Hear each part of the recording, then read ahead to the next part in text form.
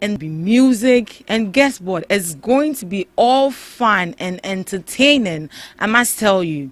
And you know the best part of it? We are going to give you the opportunity to predict.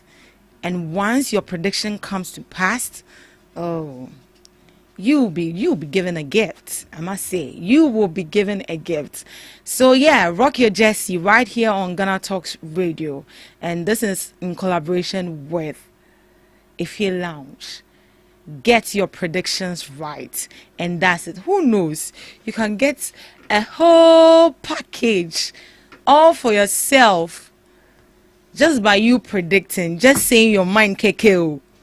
Just saying your mind KKO. And the best part of it is it's free. It's free. We know how you Ghanaians, you like free stuff. It's free. It's gonna be free. So all you need to do is just take your shower, wear your jersey, come and predict and win, come and buy drinks, come and eat, have fun, and then watch the football match. And that is it. That is it, oh. Come and predict and win. Take your shower, come and sit down, come and eat, come and drink and enjoy. 31st May. Please mark it on your calendar. Set it on your phone. Set it on your reminders so you don't forget. So that is it. Rock your Jesse right here on GhanaTalks Radio in collaboration with Ify Lounge. Myself, I'll be repping. DJ Q will be repping, DJ Rock will be repping, Ohima Chimude will be repping, Miss Debbie will be repping. And you know, we can't wait to see you all. So please, make it a chance to be there. Yeah, we'll be looking forward to seeing you. Yeah, thank you so much. All right, Miss Debbie, how are you doing this morning? I'm fine. You are good?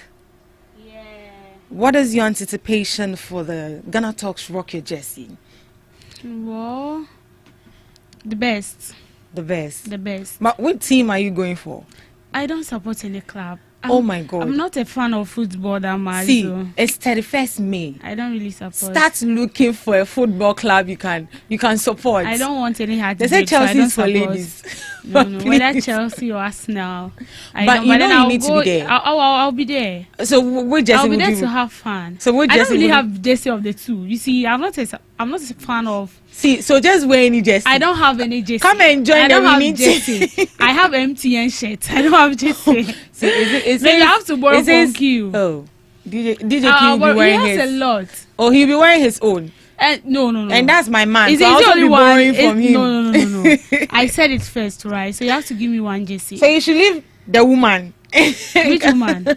Since when have you been his two-man? We are having a baby Q, very so soon. you didn't tell me. Oh my God. Is that how you are? You know, men like women who like football. Is that how you are? Oh, men you're like also nodding your women hair. who like football. You're also nodding your hair. I only watch football when Ghana is playing. I don't really. Oh, I don't really that. like football. Oh. Yeah, but then I'll be repping life. I'll be there. Yeah, I can't wait to be there. You know, rep your jersey. Yes. And hey, I'm going to. So we are calling on our listeners and Yeah. our viewers online to come. Maybe someone is eyeing Q. You've been seeing him all this while, Hey, or Q is listening to sticky. his voice. You want to see him in person. You want to see DJ Rock in person. You'll be hearing of Papa Kwesi. You want to know our manager. You have to come and see him in person, or you want to see SNM in person. Yeah, come and So see this is me. the time. They are all single except me. I'm occupied. Ah. So you come and then, Okay. as you enjoy and have fun, you connect. You And click. you know the best part of it? What? It's free. Oh yeah. It's free. So you have it's to- free. Free. And not forget, we wouldn't leave you to go like that. It's free, and you don't want to come. Jare keke. Nesha will Nesha just tire, never. never. And in enjoy. addition to that, you can predict. That's why you can even go in your closet, go and pray. God, reveal to me, reveal to me, reveal to me. And then God is going to reveal to me. And then you just come and say it, and you win. Fala. Just like that. And you don't want to come. Oh, Me, I'll be giving selfies. Obi baby, I mean, you be a better selfie. So you have to. So you have to be there. It's necessary. You have to be there. You have to be at the GhanaTalks Radio Rock Your Jesse, which will be coming up on the 31st of May. Come and have fun. All right. So that is it. Miss Debbie. Hello. So, with regards to the issue of Sammy Gyamfi, President John Dramani Mahama has accepted his apology. Yeah, he did. And now he has allowed him to go scot-free.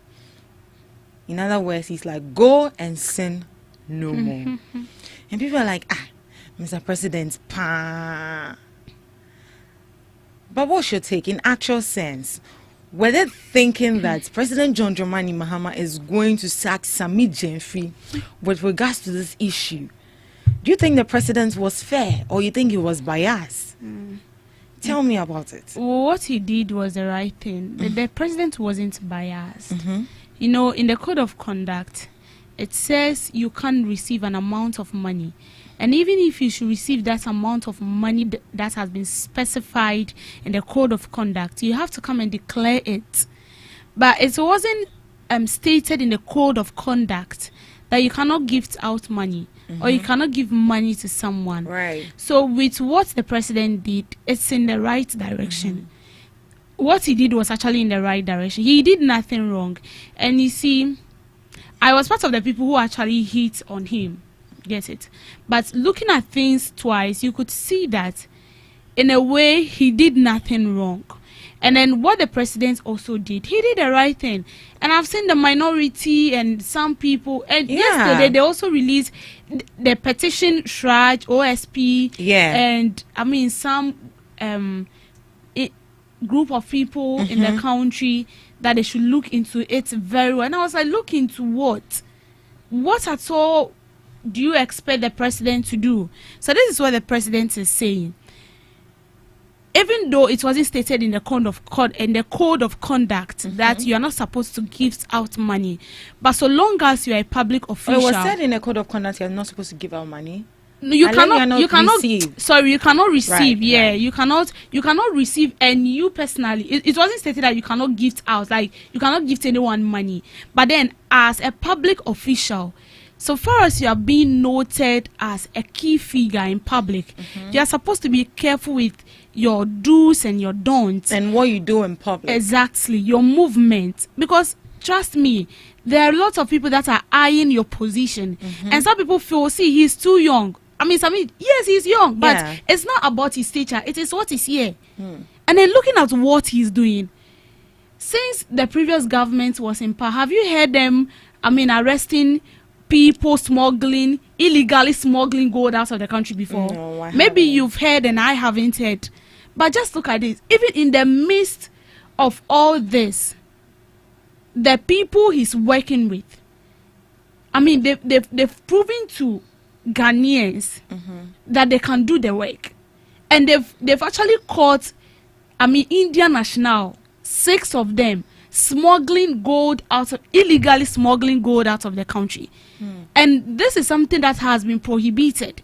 And that is why the gold board was brought up, that you sell the gold to the gold board and not illegally smuggling it out of the country.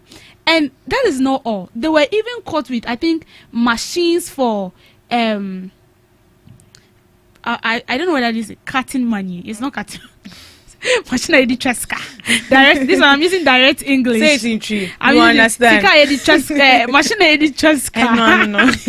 They've got. I think they took 2, and they've received bundles of money. Right. So you could see that. You see, this guy or this man called Sammy Gyamfi. See, he's a man with vision, and he's actually doing the work. And as I said, people are vying for his position, or people are eyeing his position, and they wish like him out so that they can take place. Right. Because I've seen videos and people are like, Sammy Gyamfi Obadaben. Oh, this is not about Obadaben. Oh, it's about his competence and how he can do the work. But back to what President Mahama did, he did the right thing. It's just like Abofra, woman in rules and regulation, what flouty rules, no. Then you are a father. So yeah. You see, in a way, that guy has really invested. He into the did. NDC. He did. So, just throwing him away like that He is did. going to be It's very very difficult. And remember, I think before the elections, look at how he stood in. I mean, every second he was just giving out message to the people. See, you need to be vigilant. During the election period, he played, I mean, a key role in the NDC winning. So I'm not sure with such an intelligent person, the president will just throw him away just like, no, it won't happen. It won't happen. So what the president did was in the right direction. So in case he flouts it again, or he repeats what he has done again, that is when we'll be like, President Mahama, wait, dear. It's not about pardoning him, but maybe you should take a stricter measure. And then I'm also in support of some people who are calling for me the code of conduct to be reviewed. Yeah, and pass into a bill. And maybe they would like to add something, because looks like we are not getting it clearly. You cannot receive, but you can give. So if they feel like the gifts, and also problem, then they should add it to the code of conduct and they should pass it into bill. And so long as they pass it into bill, it means any government that comes into power, you have to comply by it. And it's going to allow transparency and accountability. All right. Thank you so much, Miss Debbie, for that great submission. All right. So moving on. Government engages power sector leaders on sustainable energy solutions. Finance Minister Dr. Kesel Atoforsen has disclosed that he, along with Energy Minister Honorable John Abdullahi Jinapo, held a frank and productive meeting with key stakeholders in Ghana's power sector to chart a sustainable path forward. The meeting brought together sector leaders from the Electricity Company of Ghana, Public Utilities Regulatory Commission, Volta River Authority, the Energy Commission, GRICO, and other institutions. Discussions focus on the urgent need for effective long-term solutions to the sector's persistent challenges. These include legacy debt, tariff-related concerns, operational inefficiencies, and high-cost power purchase agreements. Despite acknowledging the financial strain confronting the sector, Dr. Forsen emphasized that the meeting's primary focus was on identifying actionable steps to ensure sustainability and stability. The meeting concluded with a strong, unified commitment from all parties to support ongoing reforms under the Energy Sector Recovery Program. This includes prioritizing sustainable financial strategies and policy interventions aimed at improving operational efficiency and delivering reliable, affordable electricity to Ghanaians. According to Dr. Keselato Forsen, the goal is not only to stabilize the power sector, but also to safeguard the broader economy from the ripple effects of inefficiencies in electricity delivery. In his words, he stated, "Our conversation centered on the urgent need for effective and sustainable solutions to strengthen Ghana's power sector." So this is coming from Dr. Kesel Atoforsen. And then the government, Dr. Kesel Atoforsen definitely represents the government in collaboration with the Energy Minister, who is in the person of Honorable John Abdullahi Jinapo. So they held a meeting and they spoke about it, engaging key stakeholders on how to, bring solution to our electricity problems and then the energy sector as a whole. What do you make of it? Because, these past few days has been like a roller coaster for power. It's not really stable. No, it's been going on and off. And then yesterday I saw a communique where it says that some part of Accra will be going off this morning as at 9 a.m. to 4 p.m. because they need to work at these areas. Yeah, so the government is engaging with some stakeholders, key stakeholders, on how to, bring solution to this problem. And one of the problems they noticed was legacy debt. During the SONA, which was the State of the Nation address, when President John Dramani Mahama was addressing the nation, he mentioned that the energy sector is in debt. If I'm not mistaken, let me not lie, so let me not mention the figure. If I'm not mistaken, the energy sector is in debt. And then he met a staggering economy. So in a way, they are trying everything in their possible best to find a solution to some of these sectors, of which the energy sector is also part of it. So the government is engaging with some stakeholders to, bring a solution to this madness. What do you make of it? Do you think is the way forward? Yeah, it's a good one, because as it stands now, I feel like we cannot do it alone. Right. And looking at the debt we are owing, I think yesterday, according to the energy minister, he held a conference with the media, and he said they owe about 400 million, and that's to do with, I think that's to do with fuel. They owe about 400 million and stuff, and then with LPG or something, that's to do with 1 billion. So you could see that the debt we are owing, if we want to tackle it alone, we can't. We have to source from help from external sources.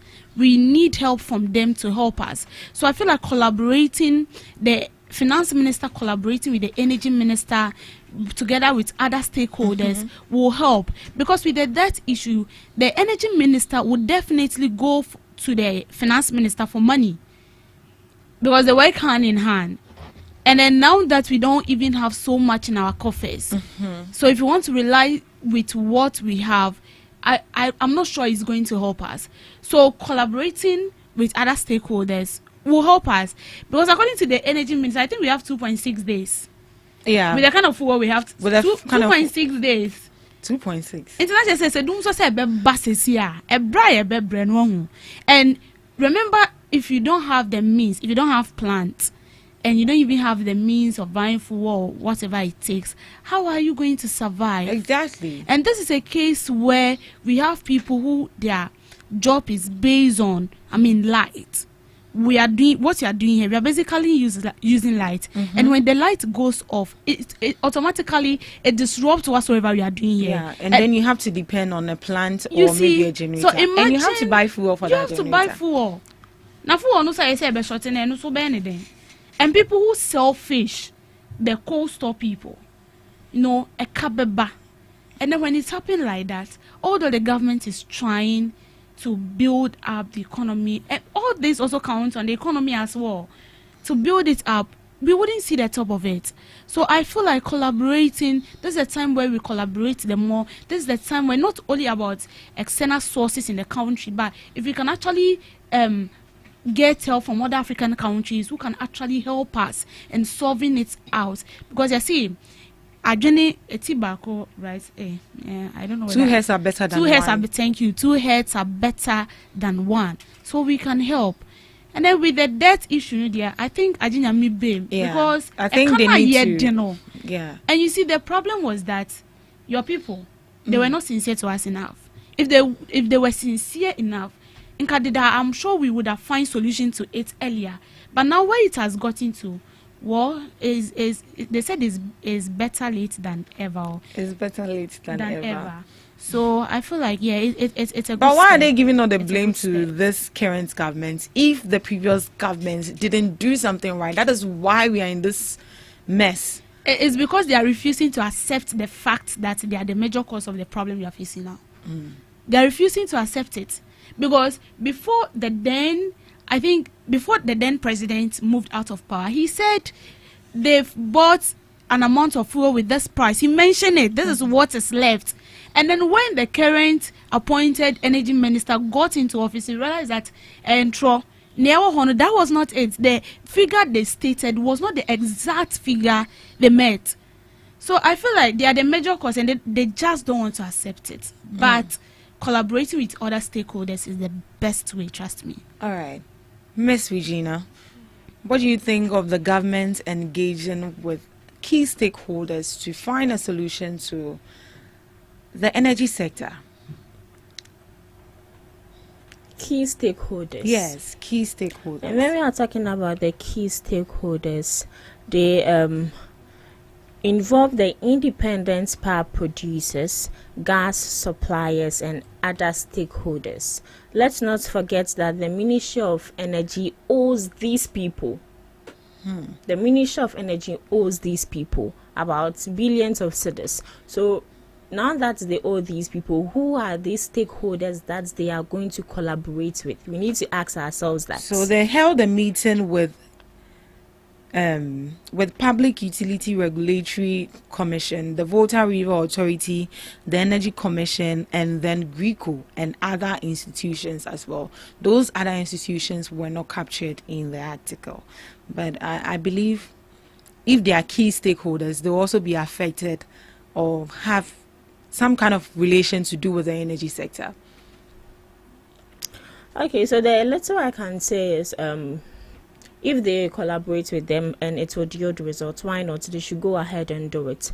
But as it stands now, I wouldn't say all hope is lost, because our sector is facing a lot of crisis, and I wouldn't be surprised when we wake up one day and there's no light. We'll be struggling with power, electricity, and all that. And we all know that electricity is one of the major components that has to do with our daily lives. We deal with it each and every day, every second, 7 minutes, every hour. So I believe that the government are making sure that the diverse measures or the diverse ways to make sure that our country, Ghana, do not elope or do not have any power crisis. They are trying their possible best, so they can go ahead and put measures in place to make sure that So in actual sense, what are some of the solutions you would recommend for us to be on our toes as an energy sector?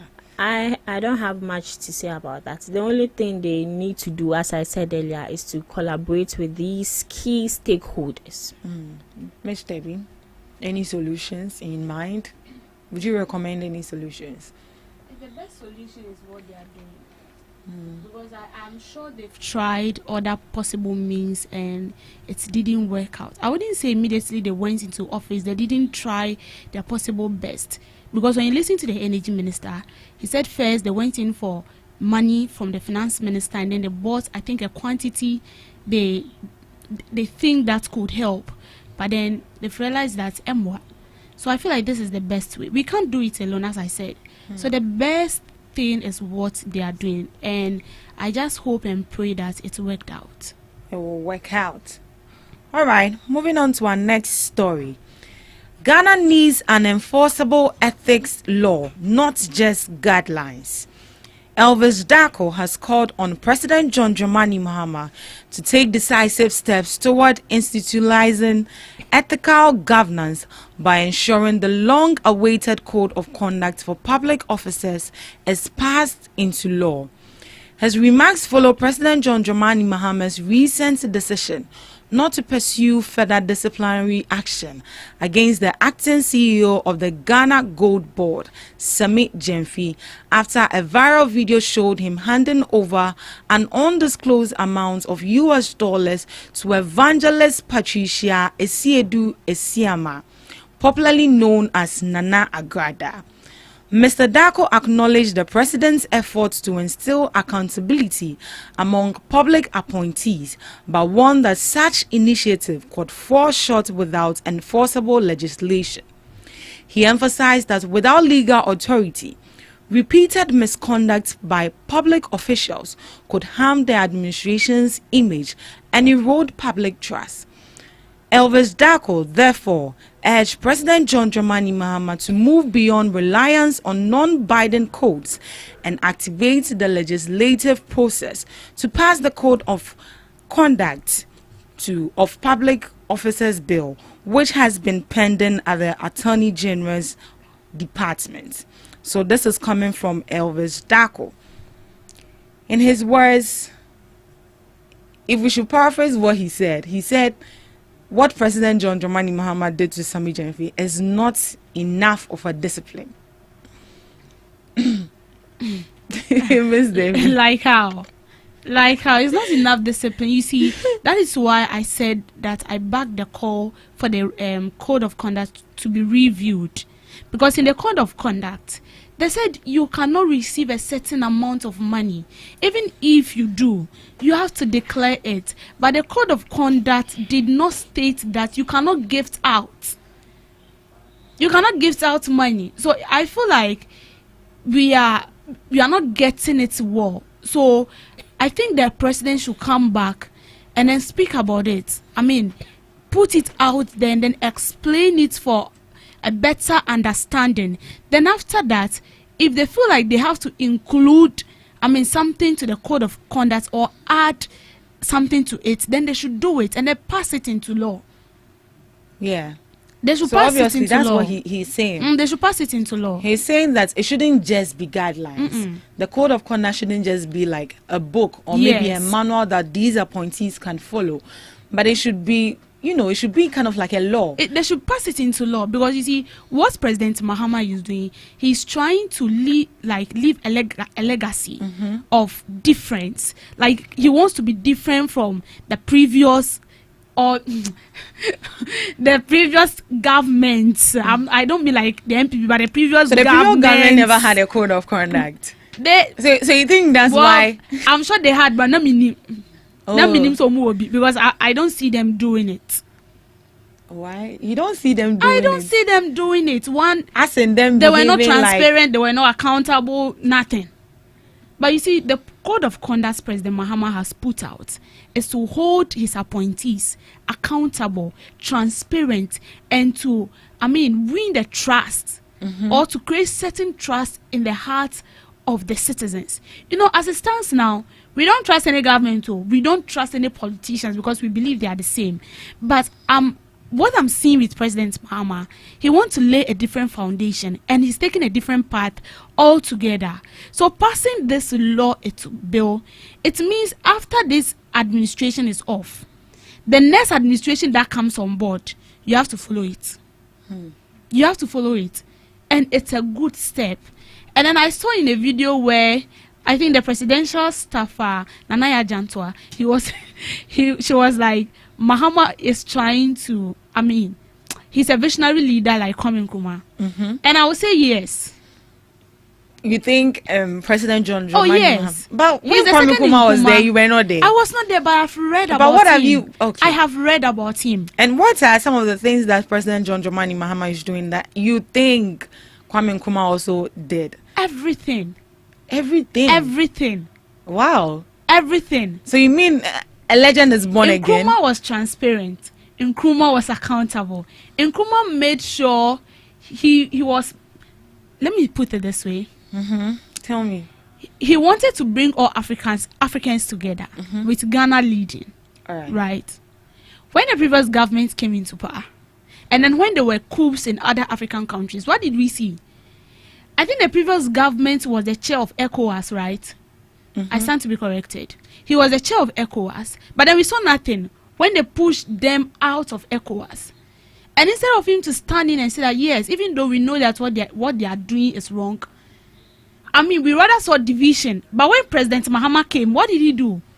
In his inauguration, he called all those countries.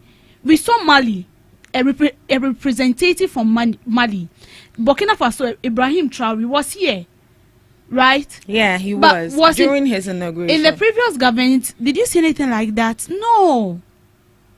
Okay, as I said, I stand to be corrected.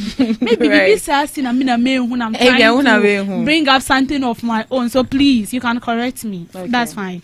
But for me, with President Mahama, like he's trying, he's walking in the steps of Nkrumah. And I just hope, I hope and pray that his appointees will help him. Because Right. so back to what we are saying, they should pass it into law. Yeah. Miss Regina, do you think the code of conduct shouldn't just be guidelines or kind of like a manual for these appointees, but you think it should move to Parliament for them to deliberate on this, and then it would be passed into a law? Enforceable by action, though. Okay, so first of all, I would say the code of conduct is not just guidelines as he states, and it's something that when you default, you would definitely be sanctioned of it. And in regards to Sami Jemfi's issue, his falls under social media and public conduct. That has to do with he giving money out. And according to the code of conduct, violations of the code may result in sanctions as public apology, reprimand, suspension, forced resignation or termination. And are we trying to say that Sami Jemfi did not come out to apologize. He came out to apologize publicly. Yeah. And President Mahama also reprimanded him, made Ochinenim, and made sure say he or any other public official will not repeat what he did, or no one will in any form disobey or disrespect the code of conduct. So I wouldn't say the code of conduct is just a guidelines, it is a law.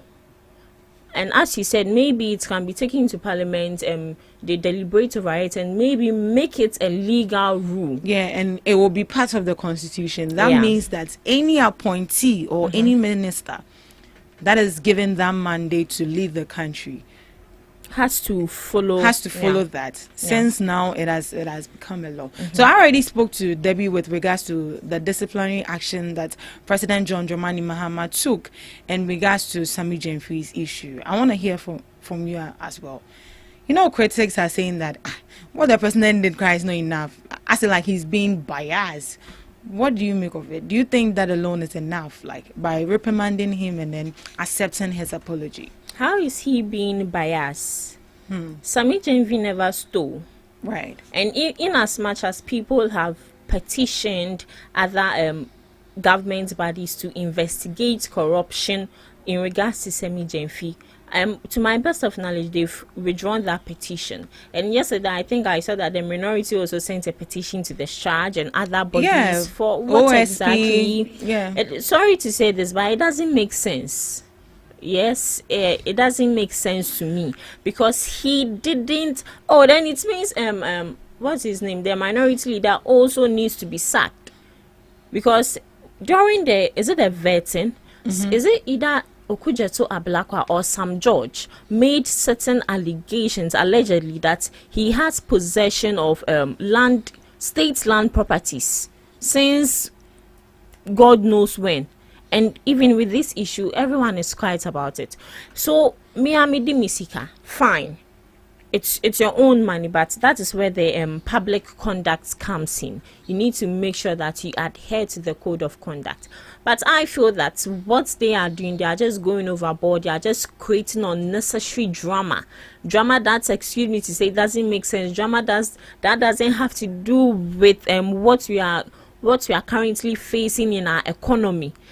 As a minority leader or as a leader, you need to put how would I say it? You need to showcase discipline. You need to showcase attitude. Not, excuse me to say, not like a bicycle one. You need to make sure that people follow your footsteps. You need to give us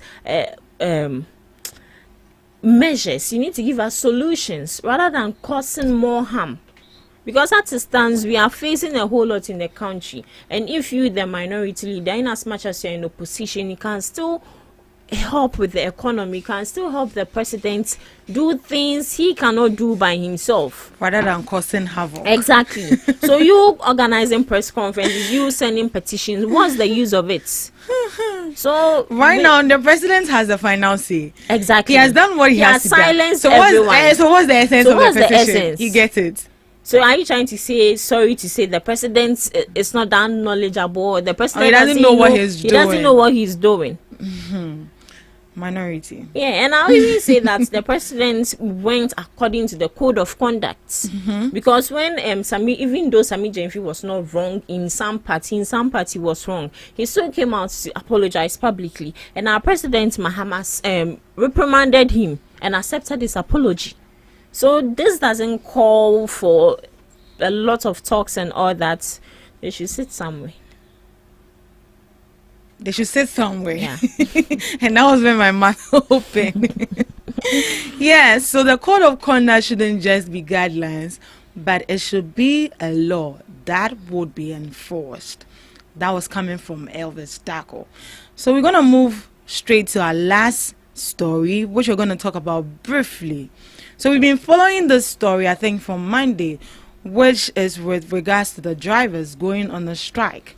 And now, the National Road Safety Authority has stated that it will meet with the Inspector General of Police, Christian Tete Yohonu, as part of effort to enforce road traffic regulations, particularly those concerning street hawking and trading on the roads. This follows growing concerns raised by commercial transport operators across the country who have threatened to suspend their services over the increasing menace of unauthorized roadside trading. According to them, the practice is distracting traffic flow and affecting their livelihoods.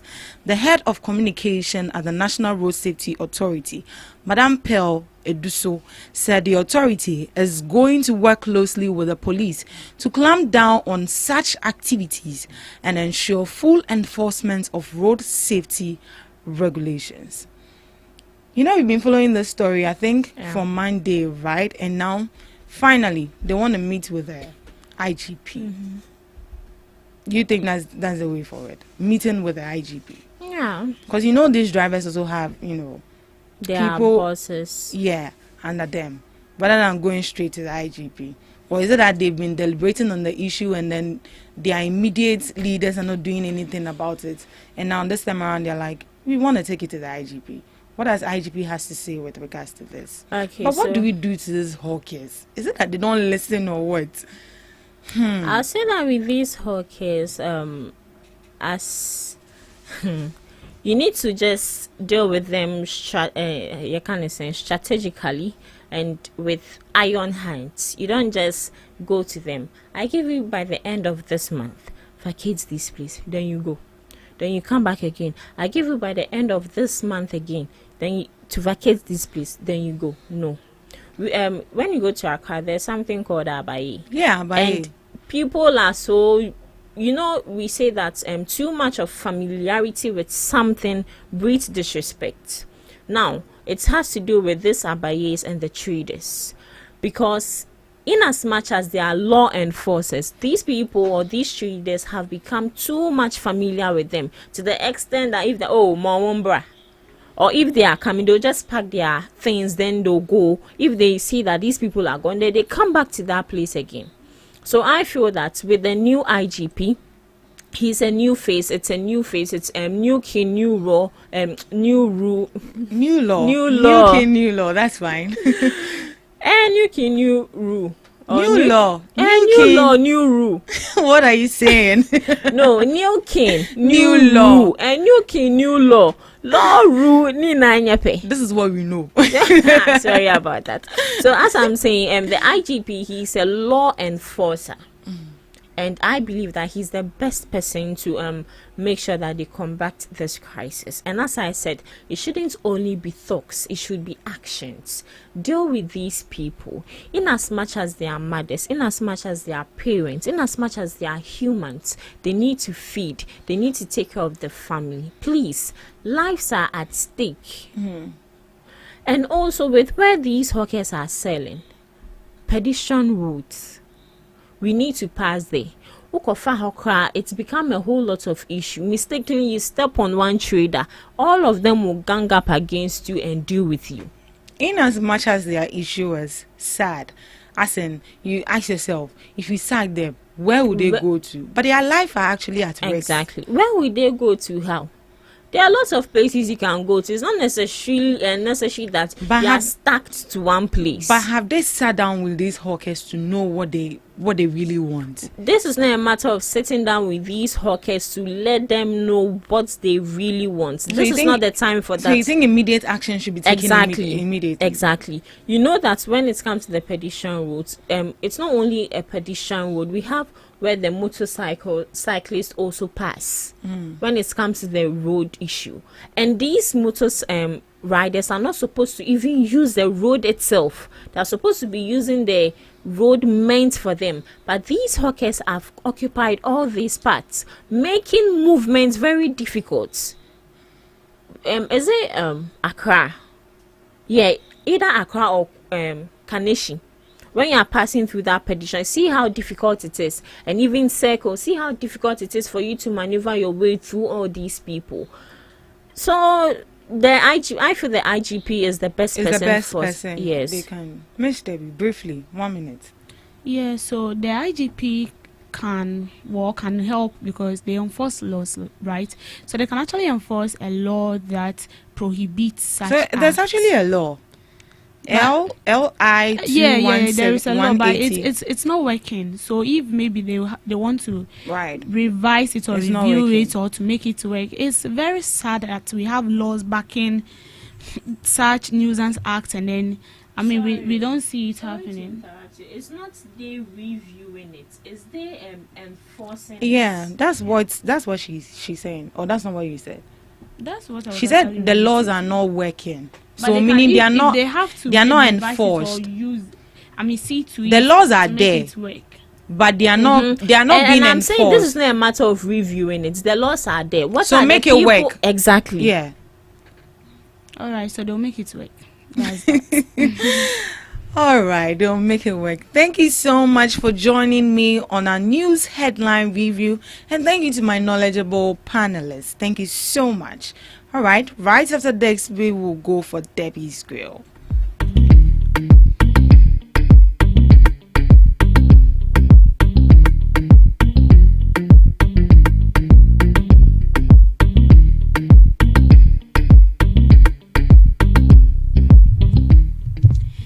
Good morning, and thank you so much for joining me on the Debbie's Grill. Unfortunately, they've spoken part about what I want to say, but I'll still continue. Now, follow me. Let's read this.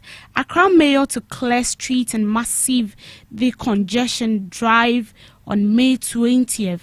So the mayor of Accra, Michael Kpakpo Alote, has announced the commencement of a city-wide decongestion exercise to begin on Tuesday, May 20th, targeting the central business district and key parts of the metropolis, including Okainshi, Kwame Nkrumah Interchange, and Kanishi. So speaking at a press conference with the media, he said that members of the Metropolitan Security Council, including Chief Superintendent Ebenezer Nketia, Accra Central Divisional Commander, declared that the period for dialogue and delays had passed, emphasizing the need for swift and decisive action to restore order to the city. He pointed out that the streets were not meant for trading, but for vehicular and pedestrian use, stressing that allowing continued trading pose a threat to public safety and urban mobility. So this was basically from the Accra Mayor, Michael Kpakpo Alote. And he's saying that from Tuesday 20th May, they are going to embark on an exercise. And this exercise is targeting, the major areas that we feel like those hackers or traders have occupied, spaces where pedestrians cannot have their way through. And then they make sure they see to it that they are no more there.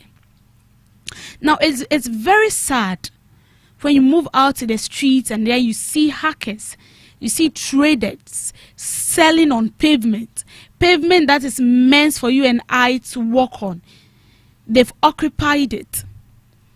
And then when you get to the roadside, you yourself, you become stranded. You don't know where to pass because passing in the middle of the road is not safe. And you see, it has also made it so difficult for these drivers to have their way. And you see, that is why I don't really blame the drivers when they do not stop at, the right places. Most often they stop at unauthorized places. And then this issue has also become another issue that, I've seen a lot of concerned citizens raising, issues about that. But where do you expect them to stop? Where the right place they were supposed to stop, even at the bus stops, you will see these traders occupying the space, sitting there, selling, which is not right. So we have the laws, but they are not working. We have the rules, but they are not working. And then we allow them to do anything they want. And then someone will be like, you want to sack your mother, you want to sack your grandmother that does not have a work to do, and that is the only means of a survivor. Yes, that is the only means of his or her survival. But when we want to make Accra work again, then we have to take measures, we have to take steps without looking at anybody at all to ensure that we clear them off the street. Because one, they does not only dirty the environment, but the roadside is very choked and crowded. And here lies the case. You will bear with me that the roads we construct in Ghana, I mean, they are not big enough. They are not. It's something very small. And then the only way where you can pass, someone has occupied the space. And they are not doing anything about it. And when the Kumasi mayor said he's going to lash people who sell on pavement roads, what did we say? We were here calling him names. No, you shouldn't say that. That was the word you are using wasn't a good word. I mean, he should be withdrawn. He doesn't deserve to be a mayor of Kumasi. Look at this. Our mentality is another issue. Capital town of Ghana, and then you get here and then what you see is something different altogether. Different. Rubbish everywhere, and then you don't even know what to do. And all this littering of, our environment comes solely from these people, this trader, these hackers. Yesterday I was using Kaneshi for example. You get to Kaneshi, and even the footbridge, you are walking on it and then it's shaking. And then you see, why won't it even shake? Because the load on it is much for the footbridge to carry. This footbridge is actually managing the weight of people walking on it. And now you've also added yours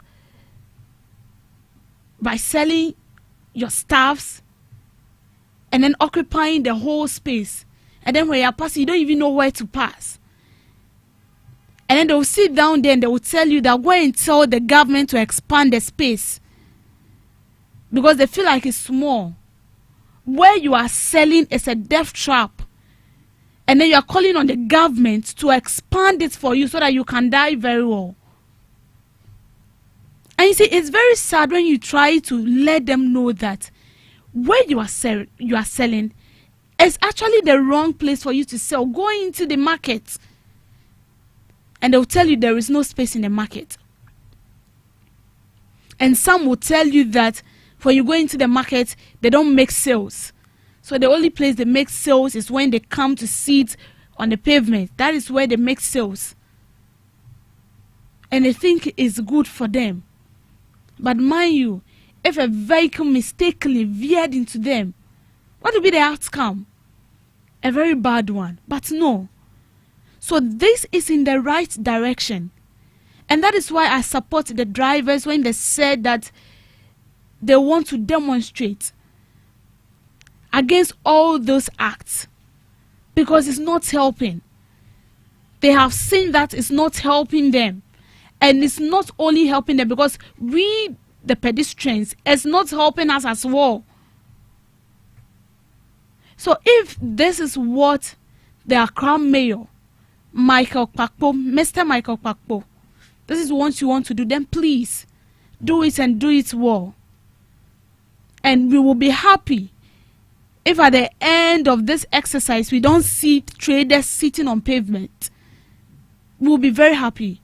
And I'm sure making a crowd work again will come to pass.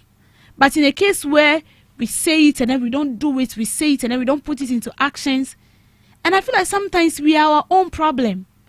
We will be the same people that will be complaining that Accra is not neat. We have to make it work because it's the capital town of Ghana. And it's so embarrassing when we receive visitors from other countries coming to throw in the country, and then they come around and then they see that no, this place is something different from what they've been hearing. And this will be the same people that will be rising against people who are committed to ensuring that Accra works again. So please, this is a very good step. But please make it work. And help us Because the only thing we can do as the media is to sit here and then say it. We will help you by publishing it and making them know that what they are doing is the wrong thing. But you have to take the action. We are pleading with you. Please make it work. Thank you for making time with me on Debbie's Grill. Thank you so much, Miss Debbie, for that girl. Miss Regina, what do you have for us? Alright, so today in history, Sudan People's Liberation Army Day in South Sudan. South Sudan commemorates SPLA Day, honoring the formation of the Sudan People's Liberation Army in 1983. The SPLA played a pivotal role in the struggle for independence from Sudan, leading to the establishment of South Sudan as a sovereign nation in 2011. Sakunhon War declared. On May 16, 1876, the South African Republic Transvaal declared war against King Sakunhon, the first of the Bapedi people. This conflict, known as the First Sakunhon War, was part of the border resistance against colonial expansion in Southern Africa. Elections in the Belgian Congo. On May 16th, elections were held in the Belgian Congo as part of the transition towards independence. These elections led to the formation of a new government, with Patrice Lumumba emerging as a significant leader, eventually becoming the first prime minister of the independent Democratic Republic of Congo. Moving to some Did you know? Did you know that your brain physically changes when you learn something new? Brain undergoes physical changes when you learn something new, a process known as neuroplasticity. This involves the strengthening of existing neural pathways, the formation of new connections between neurons, and even the creation of a new neurons. Learning something new not only allows you to acquire knowledge, but also builds a stronger, more adaptable brain. Did you know that students remember 90% of what they teach others? It is a well-known concept often associated with the learning pyramid or cone of learning. This model suggests that learning through teaching or immediately using knowledge leads to significantly higher retention compared to passive learning methods like reading or listening to lectures. To our last did you know that the fear of public speaking, glossophobia, is more common than the fear of death in some surveys? Glossophobia affects a significant portion of the population, with estimates ranging from 15% to 75%, according to some sources. Glossophobia is a form of social anxiety, and many people experience a high level of anxiety when facing an audience. This anxiety can manifest in various ways, such as sweating, trembling, or even panic attacks, making it a very real and distressing fear. Speaking in public can feel like a very vulnerable situation, as you are exposed to potential judgment and criticism from the audience. This fear of a negative evaluation can be a major source of anxiety for many, according to some research. And this is where I end today's Did You Know and Today in History, live on GhanaTalks Breakfast Show. Thank you so much, Miss Regina Bless, for that fascinating fact. And also, thank you to our lovely audience for joining us on the first segment of the GhanaTalks Breakfast Show. It's 8 a.m. and we will go for the news. Are you ready to amplify your business or brand's reach and make a meaningful impact in Ghana and beyond? Partner with GhanaTalks Radio today to connect with a diverse audience across Ghana and beyond.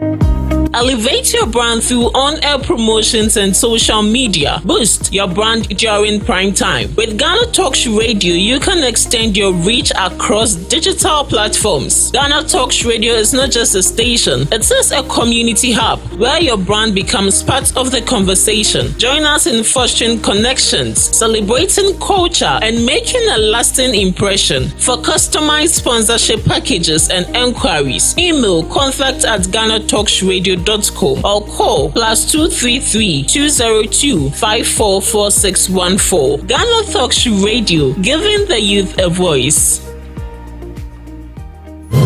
We bring you local news, business news, international, sports, and entertainment news. Right here on GTR.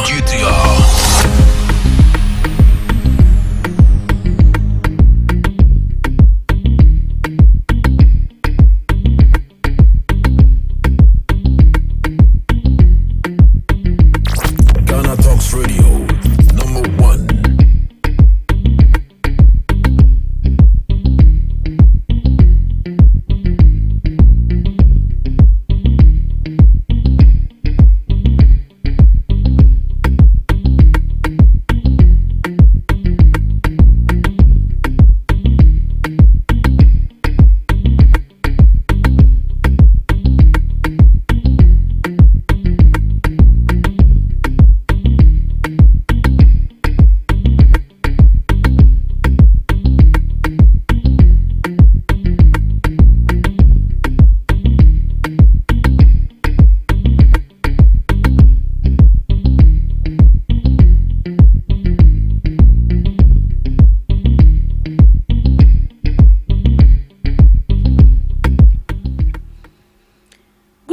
And welcome to the morning news broadcast on GhanaTalks Radio. Coming up, Car Power shuts down notice over 400 million debt in Ghana's energy sector. Senior presidential staffer Nanaya Jantua sees President Mahama embodying Nkrumah's leadership legacy. Upper West clergy urges government to action to fix deplorable roles in the region. National Pension Board calls for higher retirement age. Interior Minister praises Pentecost Church contribution to fire safety. These and many more coming up shortly in business, sports, and showbiz. To stay with us.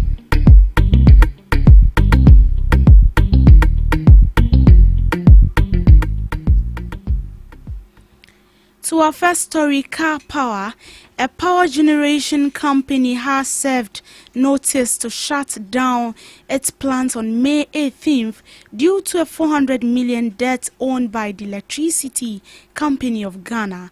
According to the Minister of Energy and Green Transition, John Abdullahi Chinapo, the company had earlier threatened to suspend electricity supplies unless the government settles the debt.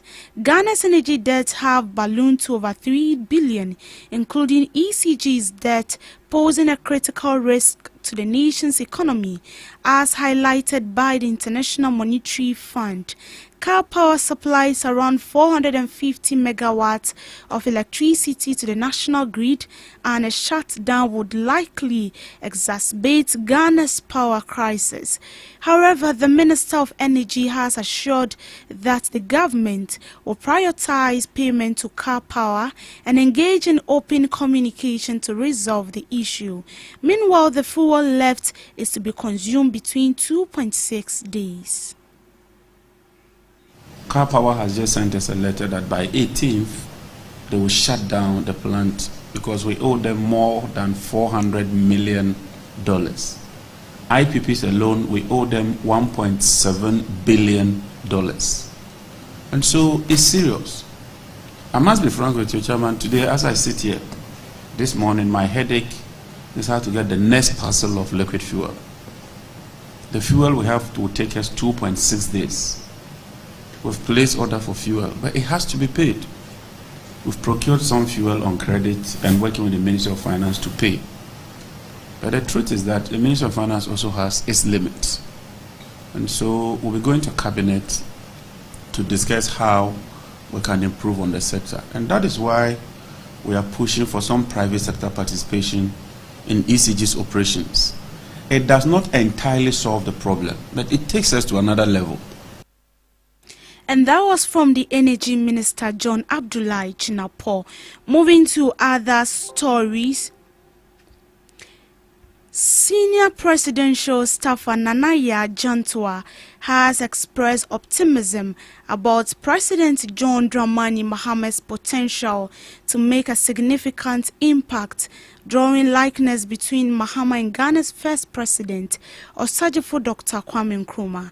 According to her, just as Nkrumah required time to implement his vision, President Mahama should be given the opportunity to prove himself. Nanaya Jantua believes John Mahama has the potential to be a transformative leader. She underscored President Mahama's potential to make a lasting impact on Ghana's development. Ghana was begging grain from Ukraine. So it is clear Kenya was bringing water to Ukraine. So with such an African partnership, with the AU in mind, the model of the AU is what the EU has used to develop. So His Excellency John Dramani Mahama is on the right track. He will be another Nkrumah. It will be the Nkrumah that we are wishing to see. Okay. Yes, of course, he's a human being, but he will be the Nkrumah. We should give him time. Okay. We should give him time. We shouldn't cloud and crowd him out so much. We should give him time, and we'll see what Ghana will be. Clergy in the Upper West region has expressed deep concerns over the deplorable state of roads in the region. According to them, the poor condition of the roads has made travel extremely challenging, leaving the region feeling isolated. The clergy feels the region has been cut off due to the poor road conditions, highlighting the impact on economic and social activities. They believe addressing the poor state of roads in the region can have a positive impact on the economy, social services, and overall quality of life for residents. The clergy, we have an appeal to make, Mr. President. I'm joining my fathers, the overlords of Upper West Region, our revered chiefs and elders, to appeal to you. I know that this is already on your drawing table. Our roads from Wa to Kumasi. Mr. President, if you sit in the car to travel from Wa to Kumasi, it's a headache. You are spending around 11 to 12 hours.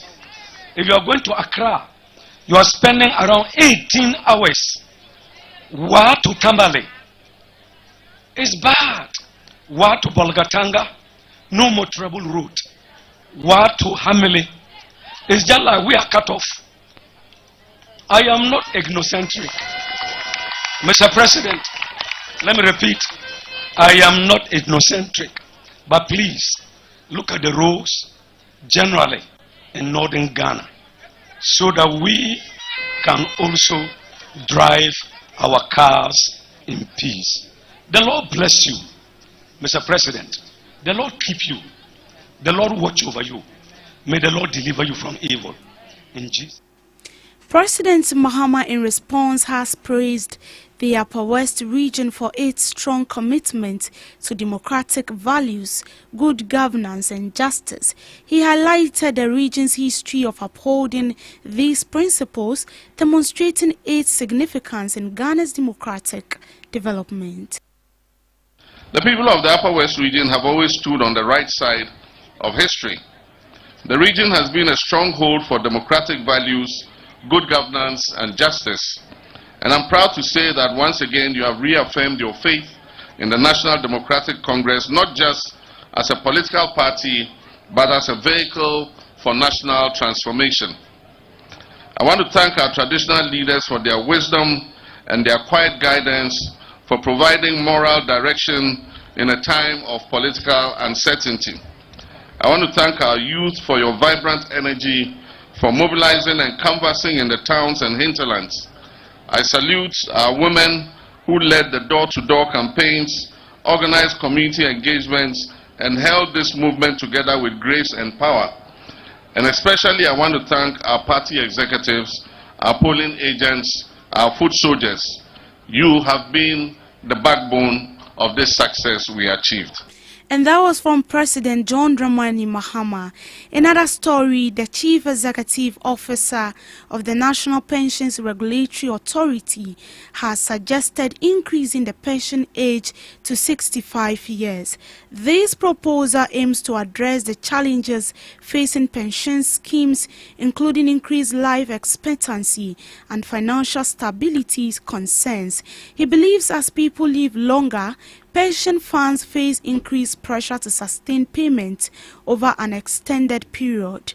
Raising the pension age, he argued, can help ensure the long-term financial sustainability of pension schemes.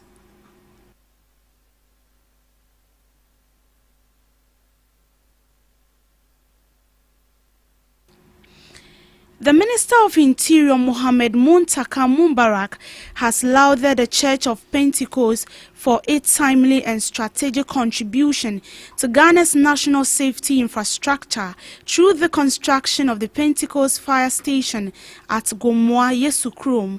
Speaking at the commissioning and dedication ceremony at the Pentecost Convention Center, the minister commended the church for its forward-thinking approach to public safety.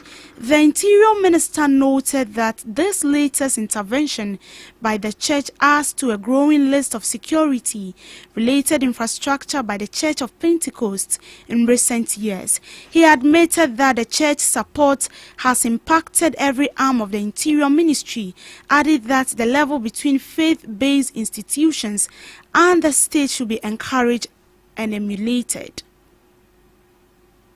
We commend government and also say to government that we are committed to the cause of reflecting these gains in our pricing and our various business activities. As stated by my colleague, it's as a result of the forces of demand and supply that determines price market. We believe sincerely that within the period of 60 days from now, this impact will be translated onto the final price of our products that we wholesale and retail. We also strongly believe that in the midterm budget review, we will see further reflection and commitment from government regarding these gains. We urge government to also carefully engage in its austerity measures regarding the fiscal expenditures. We shouldn't go to the extreme as a result of these gains and overspend. We respectfully believe that our commitment to government is to make sure that the business environment and the agenda of government in resetting the country is achieved mutually for our mutual. In business, a leading figure in movements for change, Hobson Adoye, has called for strict measures at forex bureaus for dollar purchase amid concerns about Ghana's currency fluctuations. According to Mr. Adoye, implementing stringent regulations will help stabilize the cedi and reduce volatility in the foreign exchange market. He believes stricter regulations would promote transparency in forex transactions to prevent unauthorized dealers to operate. No one but forest bureaus, you know. No one more strict measures. And yes, sir, me hope say me buy me pay $100,000. Nam discard or no assistant their mommy. No, we yes are what umra. As it said, me de quiet day, me say be too quiet, me go find me. Okay, we plan take it away. We visa away.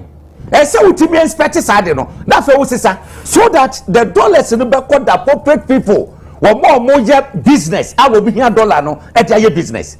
I don't need to go and buy dollar and put it under my bed and say because once we are able to cap that, I can tell you say dollar no one here grand number 2 cedis simple. So no that papa 2 cedis. Na ye na ye ho atoyen. And because of dollar here cost nti. I know that the never be do porter. Yes, you dollar no you say. There they are working with duty amount. Now what Tracy na wuti pile. Gold board is good. The only thing I can say is the enforcement, it should be strict. Members is here. Obi frame. almost say oh nin we bia kwa to gold a che say whatever na gold na otoye no ya che no nipa na otoye no so no ya che no ya jisika no agi gold no eti go sre me and I'm say you know something me won na for when this mupa but this case because me venture na me boa I cannot Ade. Why should I go and defend illegality? Yes, all the licenses I want to mean to. One for license and call no aquacoto. Et maybe go down say in Jawa. Yachino. So maybe go down say in Jawa. What just a Uber whom is saying? So on the no. Okay, the license in when your program with dear and only a different thing.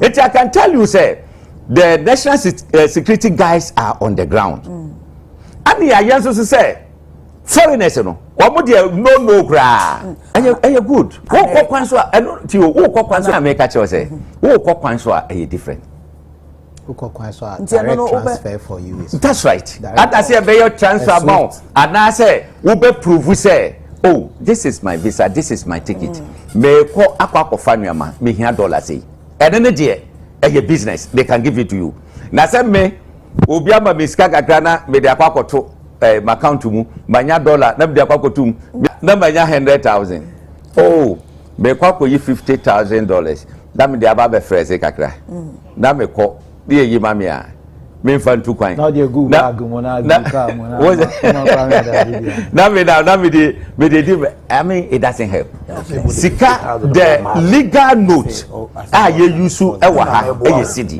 it is a private na so kwakoje a ye be more cedi look some policies we know and any policies are ma Ghana economy ati mama no muso na the make nyina ne say me can we in the sense I am opposition member but me pese yen take you over me ka say yen movement for change yen take you over and free NDC for hono na economy.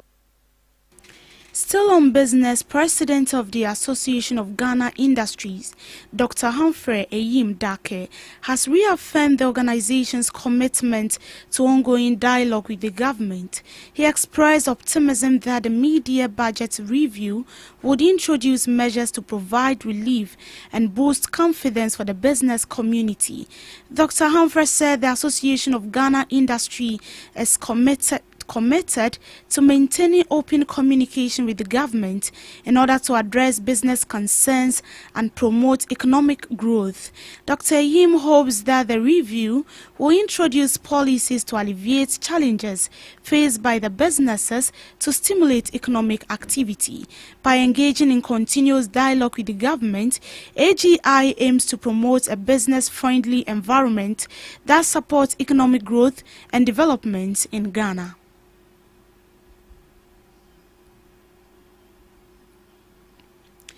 In sports, Nations Football Club bronze manager Kennedy Boakye Ansah has made a bold claim that Nations FC defender Razak is arguably the best player on the Ghana scene. He made a huge claim in an exclusive chat with GhanaTalks Radio when talking about the chances of the Kumasi-based club winning what will be its maiden Ghana Premier League title. With 4 games left to be played in the 2024-2025 GPL season, Nations have 54 points and hold a 1-point lead over second-ranked Bibiani Gold Stars. Now, Simpson, whose string of impressive performances have led to multiple calls-ups to the Black Stars, has been one of the standout players for Nations FC, and Kennedy Boakye Ansah believes that the team's captain is arguably the best player on the Ghanaian scene. He has proven that he is the best player on the local scene, and once he has given an opportunity to play for the Black Stars, we all saw the stuff that he is made of. We believe that being in the business of football, we should be able to develop talent, not just for Nations FC, but we should be able to develop talents that will be extremely beneficial to our nation's teams, Boakye Ansah said. Simpson has also caught the eye this season through his stunning goals for Nations Football Club. And Showbiz Head of Public Events and Communications at Charterhouse Production, Robert Clark, has addressed issues regarding challenges some people faced with ticketing during the 26th Telesale Music Awards. Ghanaian content creator Felicia Osei took to social media to complain on how difficult she accessed the Telesale Ghana Media Award auditorium after she was told her ticket had already been used. When asked if they have received similar complaints, Mr. Roberts said, "We did our postmortem season, we got that kind of information. That's why I'm giving you the various scenarios, because that's what you know. There were people who came and they are giving out their tickets." Speaking in an interview, he said, "Whenever a ticket comes in and is scanned, there's a face that is captured next to it. So any other person coming and using that same ticket would definitely not be allowed into the venue," he added. Mr. Robert concluded by apologizing to Felicia Osei for the bad experience she went through and promised the organizers will have a meeting with their vendors to know what exactly may have gone wrong. Apologies to her if she felt any embarrassment, but these are the realities on the ground, he said. He assured his commitment to investigating the matter and improving their processes to prevent similar issues in the future. And that's all for now on the morning news broadcast. I will be back with subsequent news bulletin later in the afternoon. Please do stick and stay tuned. My name is Deborah Adoso. What do you want for breakfast? How do you want your breakfast? English breakfast, French fries. Koko Nikosi, alo komi kesheto. Wache. Well, Gobe is the real deal. Join us on GhanaTalks Radio. Let's serve you a buffet of breakfast. From news headlines review, current affairs to social issues, entertainment, sports, and all the trending stories live on our mobile app and across all socials from Monday to Friday 7 a.m. to 10 a.m. With me, Pakwesi Omare, Regina Bless, Deborah Adoso, and I am Esinal Fiagbedu. This is GhanaTalks Breakfast Show. Are you ready to amplify your business or brand's reach and make a meaningful impact in Ghana and beyond? Partner with GhanaTalks Radio today to connect with a diverse audience across Ghana and beyond. Elevate your brand through on-air promotions and social media. Boost your brand during prime time. With GhanaTalks Radio, you can extend your reach across digital platforms. GhanaTalks Radio is not just a station, it is a community hub where your brand becomes part of the conversation. Join us in fostering connections, celebrating culture, and making a lasting impression. For customized sponsorship packages and enquiries, email contact@GhanaTalksRadio.com or call +233 202 544614. GhanaTalks Radio, giving the youth a voice. Hello Ghana, hello worldwide, I'm with level bam. Now listen, every Tuesday and Friday, beyond the time it's going to carry bro. Our GhanaTalks Radio, 7 p.m. sharp. Now Tuesday, we're gonna talk about our culture, our history. My 20 things about Kwasem. Now on the Friday, you bars. You better rap, you better say it. No artists go join me in the studio. We're gonna discuss about music and business. Or you singer and now you rapper, you think say you get bars. You go fi spit fire. Now listen, make you join me with studios. Our GhanaTalks Radio and you say then our day. Me say download the GhanaTalks Radio app no. Our Play Store and the App Store. Now tune in and say this what you see about live on Facebook, go Instagram, any GhanaTalks Radio page and so now listen. Ebe your fire. 1 year, Wading. Jajan.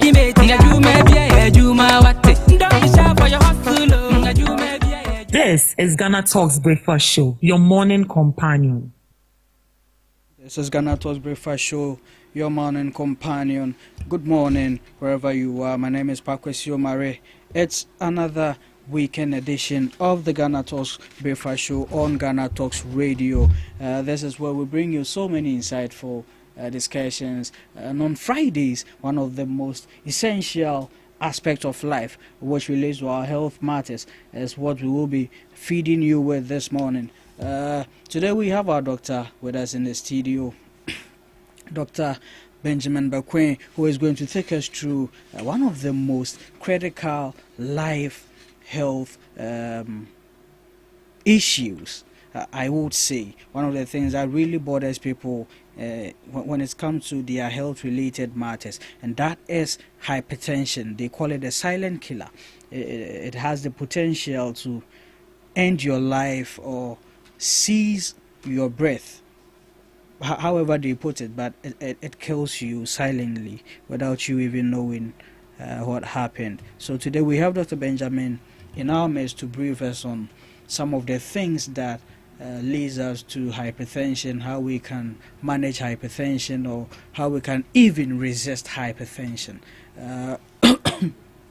Without much waiting, I will introduce my daughter. But before I do that, don't forget to join our conversation on all our social media platforms at GhanaTalks Radio, on Facebook, on Instagram, on TikTok, and on X. You can also join the conversation on our WhatsApp line 0202544614, 0202544614. Also on YouTube as GhanaTalks Radio. Doc. Yes, boss. Good morning. Good morning. You are welcome. Thank you. It's been a pleasure. It's a pleasure having you in our midst to brief us on one of the most essential health-related matters that you are going to take us through. So, but before then, talk to us a little bit about yourself and where you are, and if we can come for some waste. Okay, that's it feels like coming for an interview for job application if they tell you to talk about yourself. So anyway, my name is Dr. Benjamin Bequin. I'm a medical officer with Wejagbawi Municipal Hospital. Okay. And an associate physician with Glanhome Health.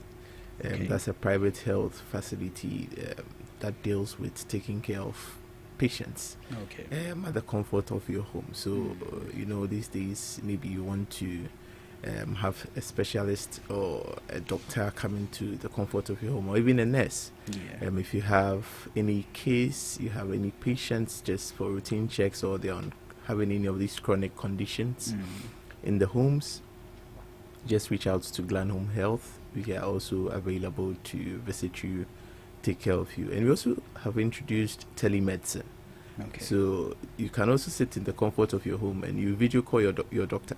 So you just call him and now we are doing everything digitally, so you can just pay your consultation fees online and you can have a doctor attend to you. For guest investigations, we have a team of laboratory scientists that we are working with. We have physiotherapists as well. They can visit you at the comfort of your home and you're good to go. Okay. So basically that's that. Basically that is it. So hypertension. High blood pressure. High blood pressure. Is it the same thing? Yes. So I'll say that's how commonly people know it. So when you talk about hypertension, you will just say it's high blood pressure. Okay. Yes. Okay. So the botanical name for high blood pressure is I'll put it that way. I'll put it that way. Okay. Essie. Yeah. Hypertension. Yes. It's equal to high blood pressure. Have you ever suffered high blood pressure? Me? Why? I'm asking. No. But Doc, tell us a little bit about high blood pressure, hypertension. Before, it's the same BP, right? Yes. So blood pressure, BP. So B is the blood and the P is the pressure. Oh. That's why you're confused. That's basically that. You know it will be BP. So I added a high to it. Okay. Yeah, so when we talk about hypertension, we are basically saying that your heart is responsible for pumping blood to every part of your body. Now it does that with a certain force. Okay, so in this case, the force that it has a normal push that has to use, but then in the case of hypertension or high blood pressure, you realize that the heart has to pump with a lot of force to every part of the body. So let's say it uses you're pushing a car and you just need to use one hand to push the car and you're good to go. But this time around, you have to use two hands to push. So at the end of the day, you do a lot of work. You be exhausted, you burn out a lot of energy. And that's what happens in hypertension. So your heart has a certain range with which it pumps blood. But in hypertension, it has to excessively do the work. So there's a lot of pressure, a lot of force exerted on the heart to be able to pump the blood to every part of your body. And that's where people come in as cases of hypertension. So what are some of the things that you would say are the causes of these? And before you answer that, let me ask this. Is BP hereditary? Yes, it is. Right. Yes. So, with respect to the question you asked about the causes, so we group them into two main phases. We have the modifiable ones. When we say modifiable, you can make adjustments to them. Okay. You can change them. You can change the way it is. And the non-modifiable ones, those ones, you can't do anything about it. So that's what answers your question, whether it's hereditary. Okay. So with the non-modifiable factors, the first one we'll talk about is age. Naturally, as you age, you predispose yourself to a lot of health conditions. You're at risk of developing a lot of health conditions. So formally, people around 50 years, 60 years, when they're going on pension, they realize that they come up with the hypertensions, the diabetes, the strokes, the cancers, and the likes. So as you're aging, your body activity reduces. Naturally, everything will come down. And you realize that you are predisposed to getting hypertension. Then we have what we call genetic factors. So there are some people naturally, because of the way their bodies are made up, maybe their genes have been altered in a certain way, or naturally they come up with some form of hypertension. And some of them today have end organ diseases, like kidney diseases or some form of liver related diseases and the likes. Those ones will end up predisposing you to getting hypertension. And the genetic ones, hereditary ones. So you know that your father has had hypertension or your mother has had that. So as a young person, if you don't necessarily take good care of yourself, let me put it that way, you end up also following the same line. You are taking everything from your parents, so you also take the BP too from your high blood pressure too from your parents as well. Wow. Yes. So what are some of the things you can do to avoid that you don't? You mentioned taking good care of yourself. Does that has to do with eating, like watching what you eat or what you drink, and all of that? Any activity at all? Yeah, so that's where we come to the modifiable ones. So modifiable, you can make changes to them. So talk about your diet. These days, we are not getting time to eat contomries and banku with okro and the fufu with lice soup and those ones. So with banku the okro the no lie. It depends. I have my personal reservation on that too. But then you see a younger person, and we are all fond of doing that. Now you just stop by, you have some quick food, you're good. You just get some KFC with some chips, or you get some yam with pork, you get some Indomie with egg. You do the Indomie with the egg, then you put an extra egg on it. Or you wake up in the morning and you say, oh, I'm asleep, so I'm going to take 2 or 3 eggs with just a slice of bread. And you do that constantly. So you end up building up cholesterol, you end up building up other form of factors that can predispose you. So the diet is mainly one of them. We are eating a lot of junk foods, which we felt in the mornings. You wake up in the morning, your mom has done some abomu with yam, and you're good to go. But this time around, we prefer to go and buy KFC. I'm not trying to spoil anybody's plan, but I know we are looking at the junks most of the time. We prefer eating the junk foods, and those ones are not too healthy. They increase the cholesterol level. Once the cholesterol levels are high, they tend to block the blood vessels. Now they had to need a lot of pressure to pump the blood, and now you see your BPs will be on the high side. Then we talk about exercise. I'm not sure if you exercise in a very long time. Have you? Mm-hmm. Why I did some based on. Oh, okay, that's fair. I have seen that I'm building one port. All my imports are coming together to be one. Oh, so I see. I'm trying to divide them into multiple portions. ones. Yeah. That's great. So the ladies do exercise only when they want to get flat tummy or they want to get the other one. One lady I know here. Aside the flat tummy goals. One lady I know here, she doesn't do that. Yes. So we talk about exercising, and lately people get even moving about 5 or 10 meters. You want to drive.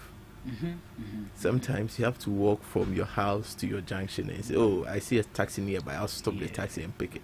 Someone can even order an Uber for 5 minutes or 10 minutes drive, thinking it's luxury. Yes, it is. But then you're also putting yourself at risk of getting hypertension. Wow. So, formerly, in fact, when people were in relationships and stuff like that, the olden, the Arcadian times, you see people who like to take strolls, they like to walk together, holding hands in the mornings and at night. And when they send you, you want to walk with someone and you go. But this time around, everything has been modernized. So instead of walking to do a little bit of exercise, this time we prefer to pick a vehicle. Dog, this issue you are talking about, those days, I mean, having a woman trying to work with her. It will be a you. Madam, we see on the pananti. Okay. And you see, that's the point. But you realize that it helps because throughout the day you be in the office. You get home and maybe you want to take a stroll with your friend or your sibling or your partner, and at least it's some form of exercise. 30 minutes, 45 minutes, you are done walking and you feel a bit relief. Okay. Formally, Saturday mornings, you wake up, you'll be doing some form of jogging. You join the Skip Fit Club. But these days, everybody's on the phone. So in the mornings, it's TikToking. And you're on social media and all that. So the exercising is also one of those things. When you check your diet, you check your exercise.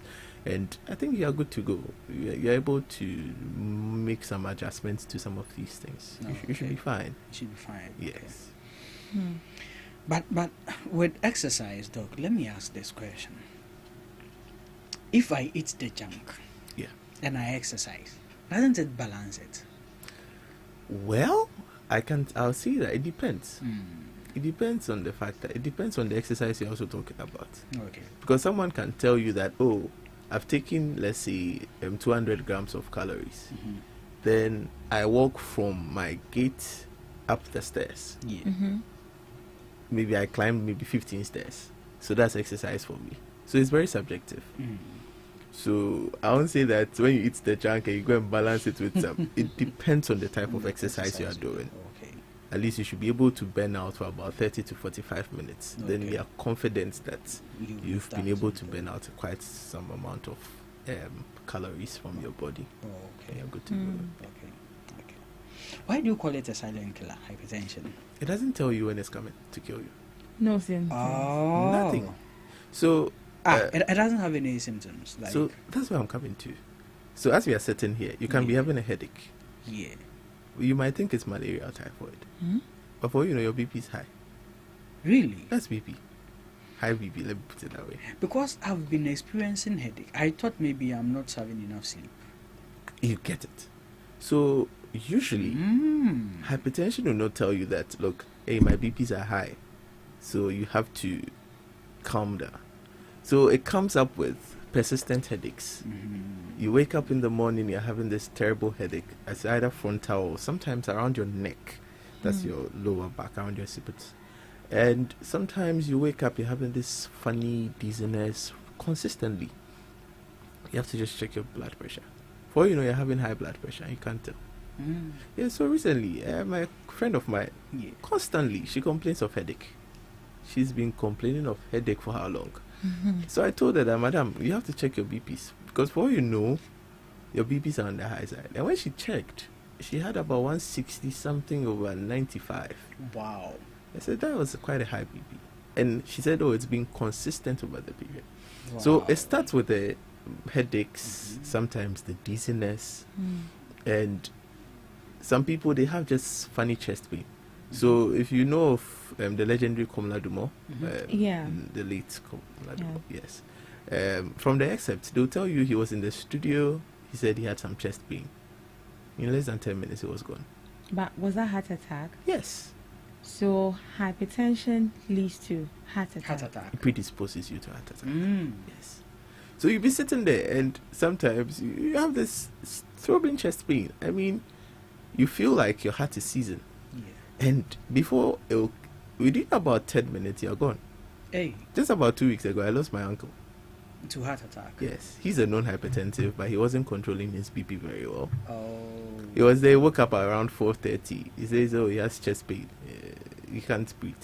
In about 10 minutes, they called me. Before they could pick up the vehicle, he was gone. Okay. You mentioned some figures. How do you calculate that? So the BP, we use a standard WHO recommendation worldwide. We say there are two. So we have the systolic, that's the top figure, and the diastolic, which is the down figure. I brought a BP machine, so I'll show you the figures. Doc, you check mine for me. No problem at all. So usually when you check the BPs, the top one should be between 110 to 140. And the down one should be between 80 to 90. So when you begin to get anything above 140, so we combine the two. Okay. So maybe above 140, 90 going, it means that you're either in the pre-hypertension phase. From 150 going, you are confirmed that you should have hypertension. Wow. Yes. Please come again. You see, we have the numerator and then we have the denominator. Thank you. You're a good math student. So in the health aspects, does it have a name? Yes. Okay, so teach us. So the numerator, that's the top one, is the systolic. Systolic. Yes. Systolic. So, yes. That's when it's on the BP machine. Let me just demonstrate for you to see. So on the BP machine, you can see an SYS systolic. And a DIA. Okay. Yes, so the SYS is the systolic. That's the numerator. Okay. Then the DIA is the diastolic. That's the denominator. Okay. So I just want to show. Good. So when you see this is a typical reading of somebody. Okay. It's 142, 92. It's 95. Yes. So that's it. Okay. Yes. So it means this person has the diastolic is a bit on the high side because I said for the top one it should be between 110 to 140 and the down one should be between 80 to 90. So anytime your BP is checked, you realize that it gives you three readings: the top one, the down one, and there's one with a heart sign, which is the heart rate. So that's the pulse rate, what we'll call. So that's more like the contractility, how your heart is functioning. Sometimes when you are anxious, you realize that the pulse will go up. So you see, you can feel that your heart is beating quite faster. So with this, the systolic will tell you that when your heart is contracting, then that's your systolic pressure. And when it's relaxing, that's the diastolic. Wow. So basically, that's how the BP readings are. So in a layman's explanation, the numerator is always bigger than the denominator. Yes. So when it comes to a case where the numerator, the top one, is lesser than is it when that you have a bad? It's not possible that way. It's never possible. Like it's not going to happen. It's not possible that the systolic could be higher than the diastolic. Will be higher than. Yes, but we have cases of hypotension. So in hypotension, what happens is the BP readings are extremely on the low side. So you can have someone coming in with a BP of 80-30 or 80-20. Okay. Or is 90. That good or so that's hypotension. That's also another troubling one. Really? If you don't take care, the person will go into a shock.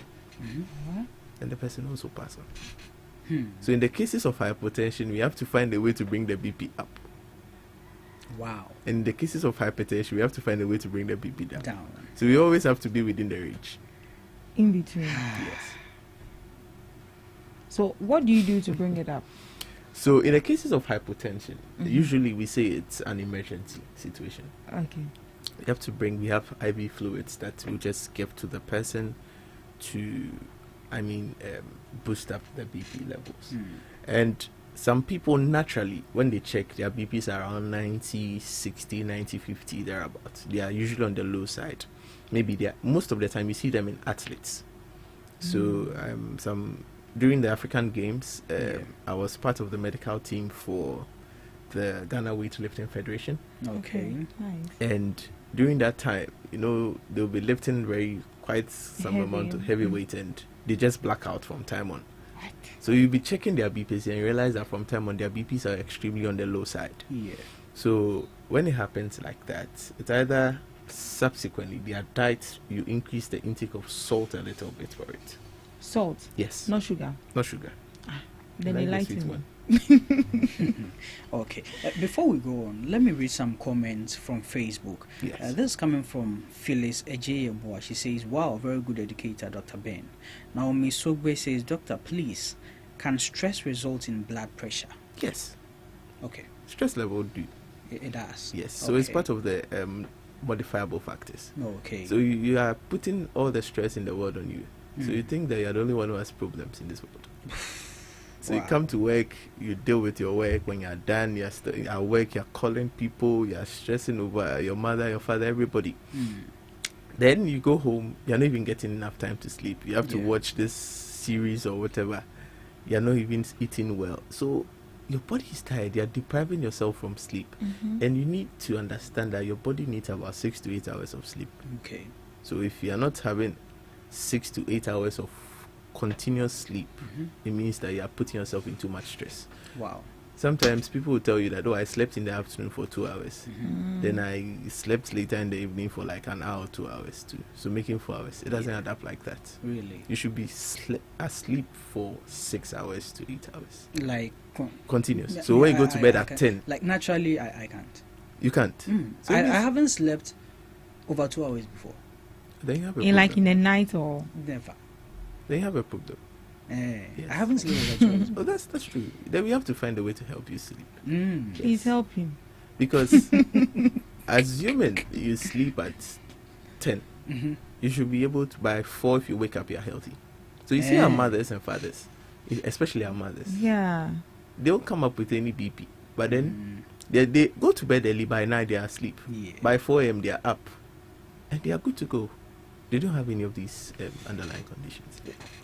Actually, if I see people who can sleep more than 2-3 hours, I'm shocked. I'm like, yes. So you have to be very mindful, especially. Yes, you should be very mindful of your sleep. Wow, I don't know. I haven't. Wow, it's actually interesting because sleep also contributes to stress levels. Yes. So if you're not sleeping well, personally, what I do is when I realize I've been stressed for a very long time, I just find some time and sleep. I put everything so you off. Can actually decide to sleep. Oh, now I'm going to sleep, and you sleep. Sometimes it's difficult. It's difficult, but you have to manage. And there are times that you have to boost with a medication. You've not suffered before, eh? He's not suffered before, I think. Sometimes you have to just boost with some medications as well. You come to the hospital, you see a pharmacist, you prescribe a drug to help you calm down. Wow. Or you have a lot of things on your mind. Can't sleep too. Hey, maybe I will. He's Dr. Season. Save him for us. Oh, we will. It's very important because 2 hours sleep, and is it a nap? I don't know. It's not. Even a nap, Cara. How many hours are you supposed to take a nap? It should be like, let's say 10 to 20. So these are those ones are like breakers. Yes, those ones are routine breakers, like the short naps. It won't be considered as sleep. Your body will not. It's more like a quick restart. Yeah, during a very stressful day, just take a short snap and you're back on. But you see, the interesting thing is I knew someone who was just like you. He's always a night person. He's always alive. One time he checked his BP and it was on the high side. Nobody asked him to sleep. He will just put everything out. I'm sure sometimes, we get addicted to our phones and social media, and there are lots of things on our mind. So when you get to your bed, you're just on your phone.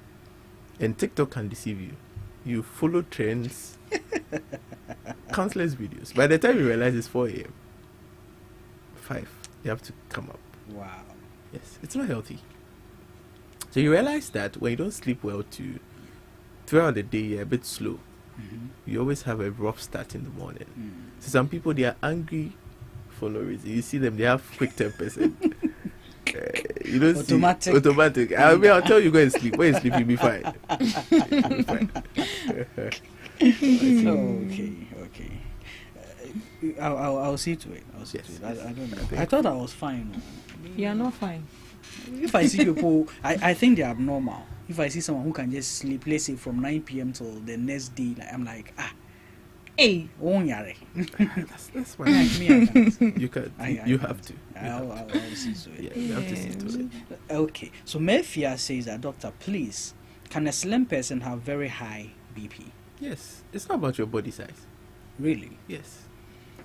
The most important. The first thing himself, Pepsi for That's the point. So I'll say that formally, we were looking at obesity is also one of those factors. Okay. That can predispose you to getting hypertension because once you're obese, you're having high cholesterol levels, so you're even predisposed to having some cardiovascular diseases and good to go.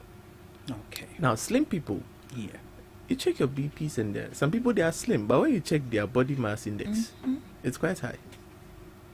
So you see someone who looks very slim, you check the person's weight, and the person is around 60, 70, and that's not slim. I'll see. So far as you are human, you are exposed to diets, you're exposed to stress levels. You're even having the familial history of hypertension and cardiovascular diseases. I mean, you can get BP. And some of them, the slim people, they even have terrible BPs than the people who are obese. Really? Yeah. At the hospitals, when they come in, you see them. Someone is very slim, but you check the person's BP, and the BP is all over the place. You even want to run away. Yeah. Is that bad? Is that bad? Wow. Okay. So Sophia Melis Blankson says that Dr. Ben, such a gem to our health sector. Keep up the good work. Phyllis here again says, God bless you for the wonderful education. Mefia says, I love your talk, my able and fine classmate. Honesty Mensagan, who says, great work, Dr. Bequin. Robert Cross says, Dr. Bequin, you are really doing justice to the topic. Well done. Benis Oyote says, my doctor is there too, very passionate with his work. Doctor, fans, no. Patience in energy, human patience in energy. We give glory to God. Yeah. And Nanama Forsen is asking that, can children under 10 years also get high BP? So for that, personally, and even on the record, we've not really encountered some of those cases. Okay. The earliest that I've encountered is an 18-year-old child who had high blood pressure. And that one, you could see it's one genetic because the child was quite obese. And, some of them today they end up having this underlying chronic conditions like kidney failures. So you see these days, the younger people are engaging in illicit drug usage. They are playing with their kidneys, let me put it that way. So by 16, 17 years, they're having kidney diseases and the likes.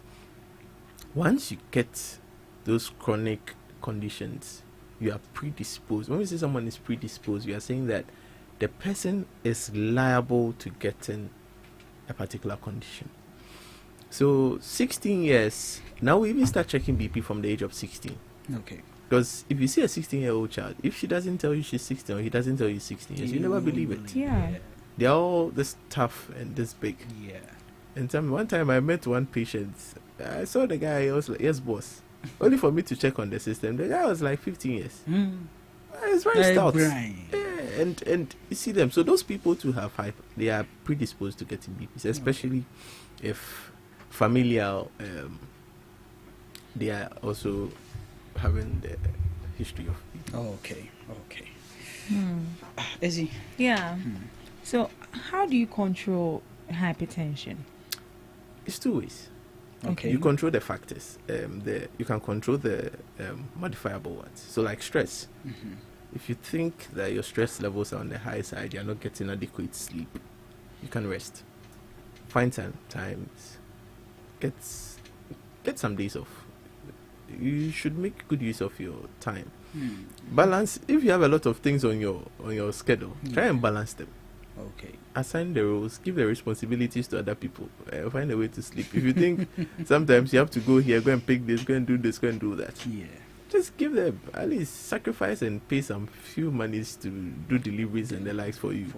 You pick them up, then you cut down the stress. You can't be at all the places at the same time. Your diet, which is a problem this time around, nutrition officers are even fighting over it. Let's find a way to control the diet. Okay. Personally, the issue with the junk foods is that because they are high in cholesterol levels, or high caloric content, they give you energy faster. Okay. So the whole day you eat, then you just want to do some fried yam with 2 or 3 sticks of sausages, and you're good to go. So it becomes a norm. A fried yam too contains a lot of oil and stuff. It's carbohydrate. It's been fried with oil. Sometimes the people will end up refrying the yam from time on, and you also go and take in this processed foods, sausages and the likes. So you realize that from time on, you are taking a lot of junk. It gives you a lot of energy. Once you take it, you are full. You are okay. You are good.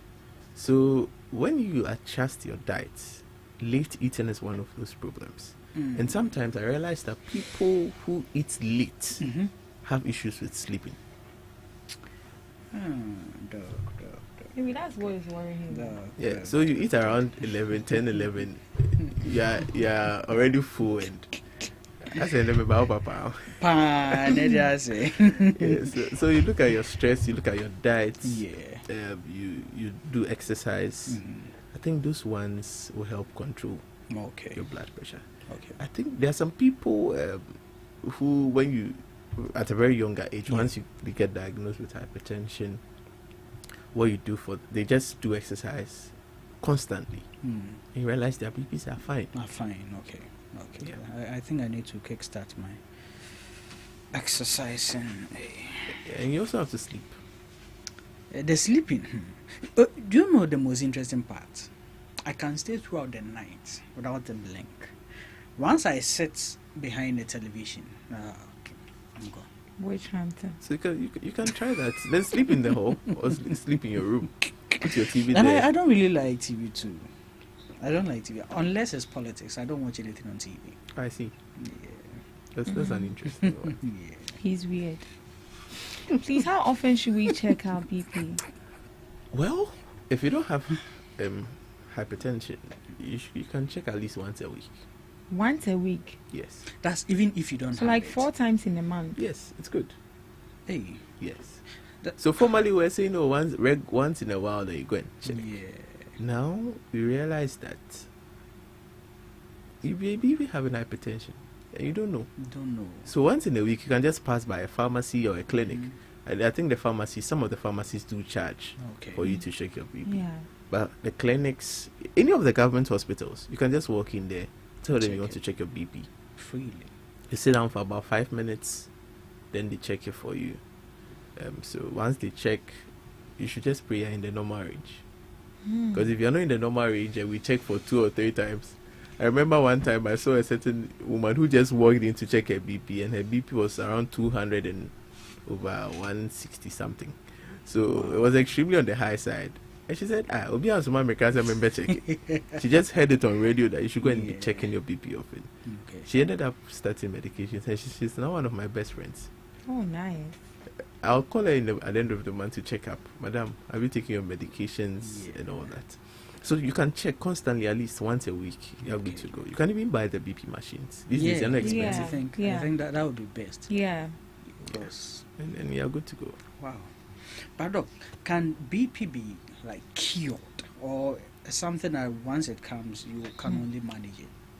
Well, I'll say that BP cannot be cured. Okay. It can be controlled. It can be controlled. Yes. Okay. Because if you say you are curing something, it means it's off completely. But you realize that once you control the factors that will put you at risk of getting BP, it goes up. You control it very well. You realize your BP will be stabilized for some time. Some people will tell you that after a very long time of controlling the BPs very well, the factors very well, they get off the medications. But don't risk it. I don't advise you to stop the medications. Okay. If you're on BP medications, control the factors. Your diet, exercise, you should sleep well, have enough rest and all that. And once the BPs are stabilized, it's better. So you can control BP, but you can't cure BP. Once you are confirmed hypertensive, you are hypertensive. Okay. It's just left with you and God. Just live with you and God. But Yeah. broken heart. Takotsubo syndrome. What? Please come again. So, broken heart. Yes. Let me allow you to ask your question. No. I'll repeat what I said. I'll repeat what I said. Does it also cause? Yeah, it's a medical term. A broken heart is, yes. It's a medical term? Yes. Yeah. Called Takotsubo syndrome. So should what? you be at It was named by Japanese. Yes. Takutumbo. Takotsubo. Takotsubo syndrome. Okay. So Takotsubo. it's also a heart-related problem. So you see, when you have broken heart, there's some terrible pain. Like, it's like that's what I've heard. They are stabbing your heart. That's what I heard. Yes, and that's why we call it a Takotsubo syndrome, because it can also lead you to having a myocardial infarction. But can it lead you to death? Yes.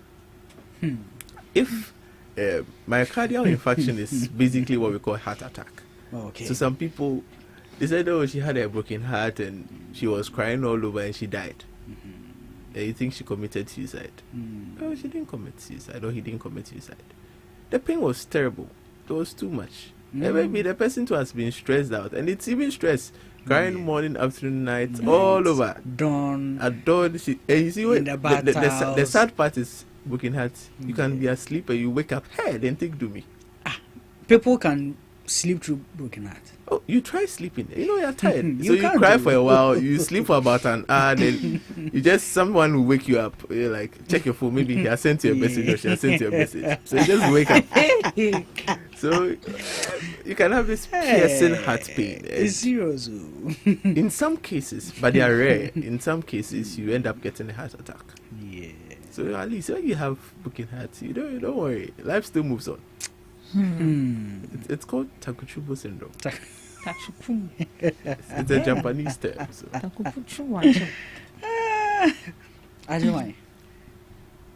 I'm just saying. With the way you're saying they can even lead to death, no, would you advise that anybody should allow themselves to be broken hearted? It's subjective. It's subjective. It depends. Don't say I don't have heart. Some people want to. If you want to have broken heart, you have it. Hey, it's a choice. But in case you never expected it to happen, once it comes, understand that life still moves on. Maybe it's also an avenue for you to get closer to God better. Good. That is one. Because you go to church more. You go to church more. And sometimes and God you become has more missed friendly too. Exactly. You want to talk to everybody. That's the point. God has missed you so much in church. So He wants you to leave that relationship and come to church and come and pray. You know, come and sing in church and dance. You know, when you have broken heart, you can dance well at church. Really? Yeah, you dance well at church. You are very way you are saying involved it, in the church activities. Some of them even end up becoming pastors. What? Motivational speakers. Motivational speakers. And they'll talk against relationships. They'll tell you that relationships before marriage it's not good. Those people, when they start talking, I know that they've all suffered broken. They are victims. I see. Interesting. Wow, no, this has been insightful and educative. Is there any other thing you'd want to ask, talk about? No, I think you're good. But have you had broken heart before? No, I won't allow myself to have that. Yeah, you should have. No, I won't. Oh, interesting. Okay, maybe it will be due to death of a relative or something. No, we are talking about the ship. Nah, I won't. That one. I'll serve you before you serve me. You see the woman mind. That's also another course I have to study. You see it coming. Why don't you go ahead and resign? Rather than waiting for Charlie Nipanyo. What say if I want you? Nipanyo. Interesting. Oh no, best everyone sana. Wow. I think there is another. Let me read this before we go. Phyllis says that.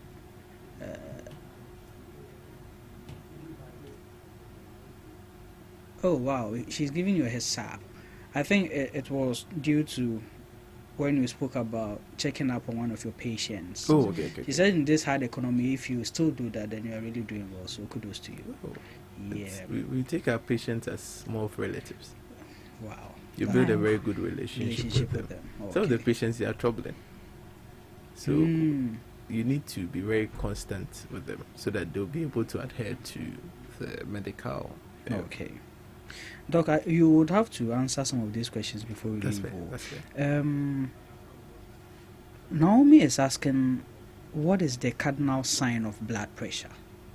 So, well, there are lots of signs for blood pressure, but most of the time when you have terrible headaches, you have severe chest pain. Sometimes these chest pains are associated with shortness of breath.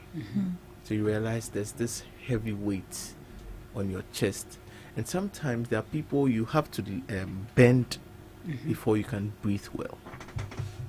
You may be even having some form of heart failure. So usually the headaches, the dizziness, some form of loss of vision from intermittent dizziness and loss of vision, and severe chest pains. Okay. Yes. You see that these are mainly the signs that will show you that, look, we're going to have to check your BP. Okay. Mefia says that if I have high cholesterol levels, can it result to high blood pressure? Absolutely. Okay. Absolutely. So we advise you be checking your cholesterol levels at least 6 months. Every 6 months, you check your cholesterol level, you check your kidney function, you check your liver function. Okay. Because kidneys are mainly, I'll say they are the main organs that will help regulate your blood pressure as well. Okay. If you have an end-stage kidney disease or you have any renal impairment, kidney malfunctioning, you are likely to get BP. Okay. Naomi asks, it is said that taking too much salt and fat can result in blood pressure. And yes, for salt, I think I've heard it. Is it true? Yes, it is. Salt? Yes.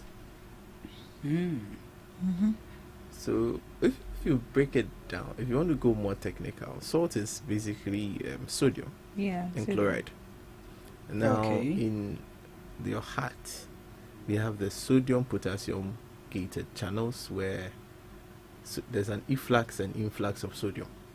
So it's more like it contributes naturally. Your body has a certain limit where it pumps out, especially for your blood vessels, when there's an exchange of metabolic substances. So when you increase the uptake of sodium, the more like it leads to some form of vasoconstriction. So I don't want to be too technical.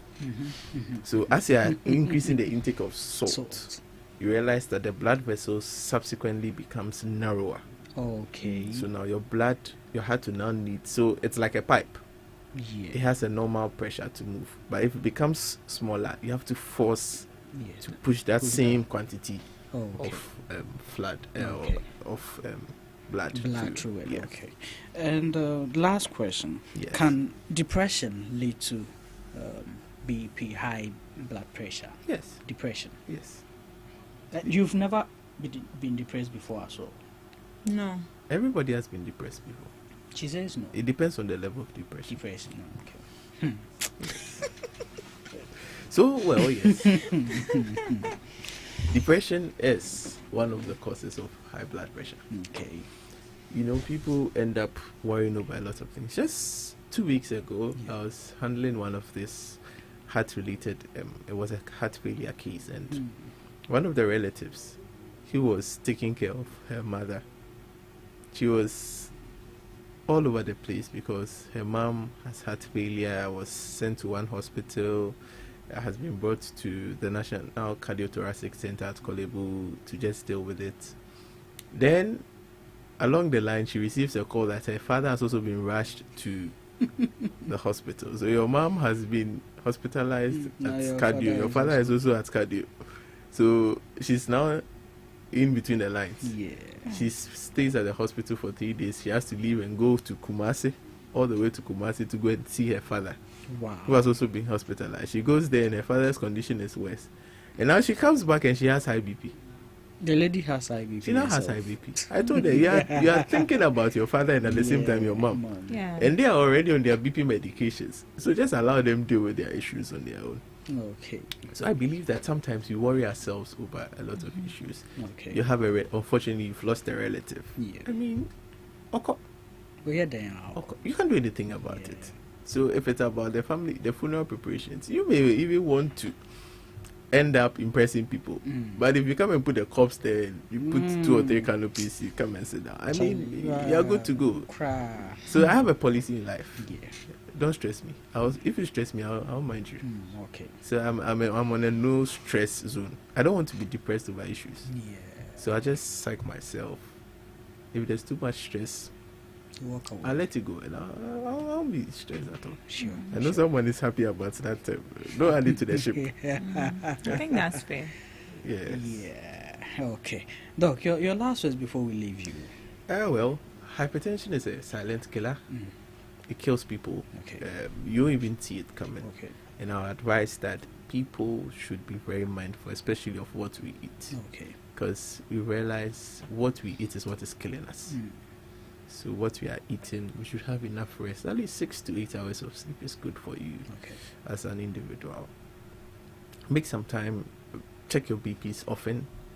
If you go to the hospital or the pharmacy and they tell you your BP is on the high side, don't be stressed, don't be worried, don't be scared. Sometimes you overthink, but just keep calm, relax, trust God, and keep hope alive.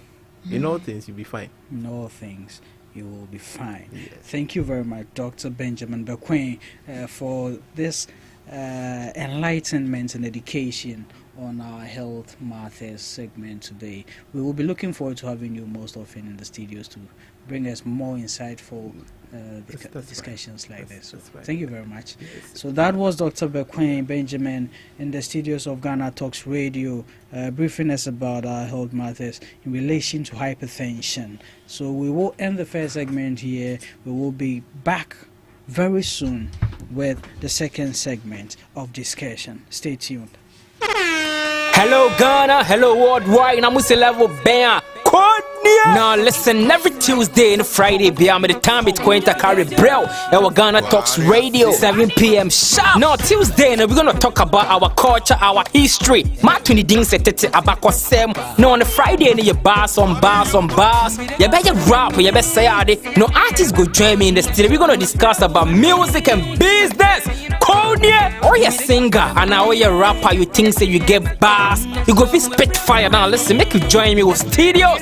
Our Ghana Talks Radio and yes say then our day. Me say download the Ghana Talks Radio app no our Play Store and the App Store. Na tune in and say this what you see baba live on Facebook, Kointakra, any Ghana Talks Radio page and so now listen. Ebe your fire. 1 year, Konya, Wading, Jajai.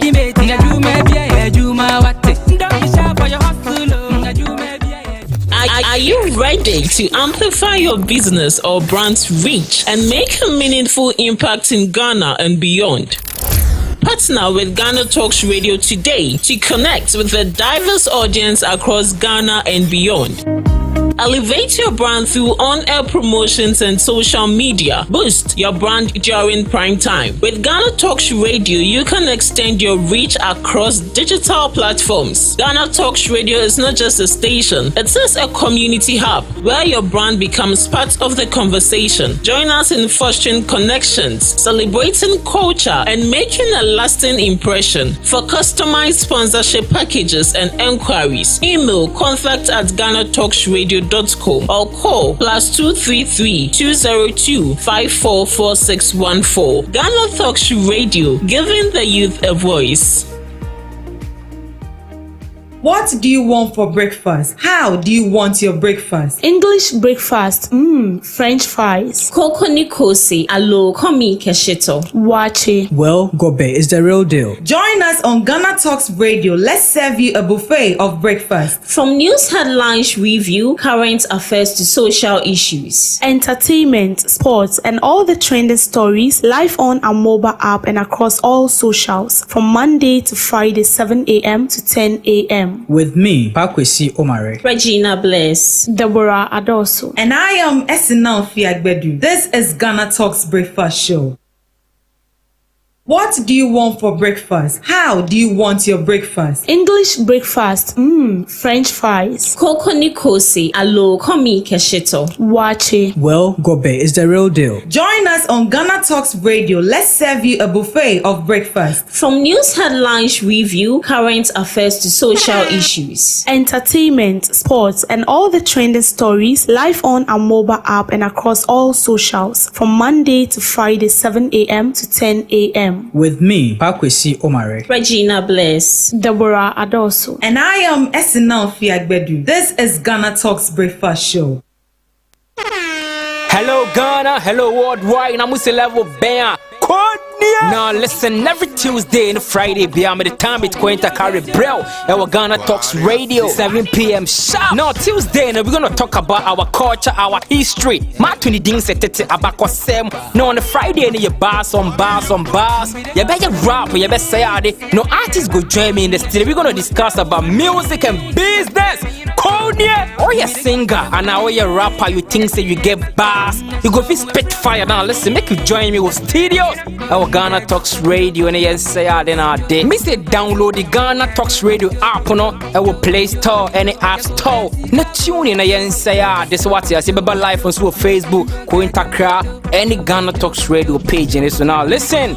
Ebe your fire. 1 year, Konya, Wading, Jajan.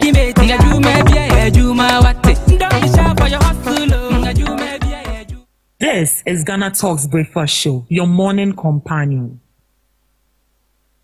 This is Ghana Talks Breakfast Show, your morning companion.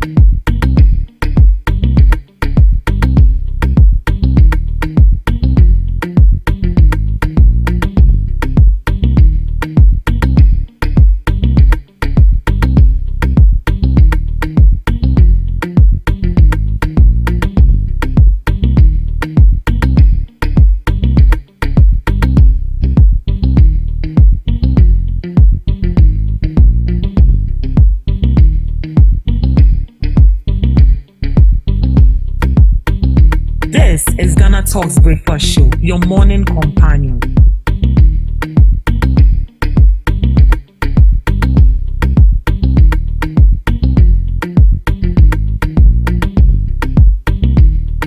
This is Ghana Talks Breakfast Show, your morning companion. Ghana Talks Radio, #1. Ghana Talks Radio, #1.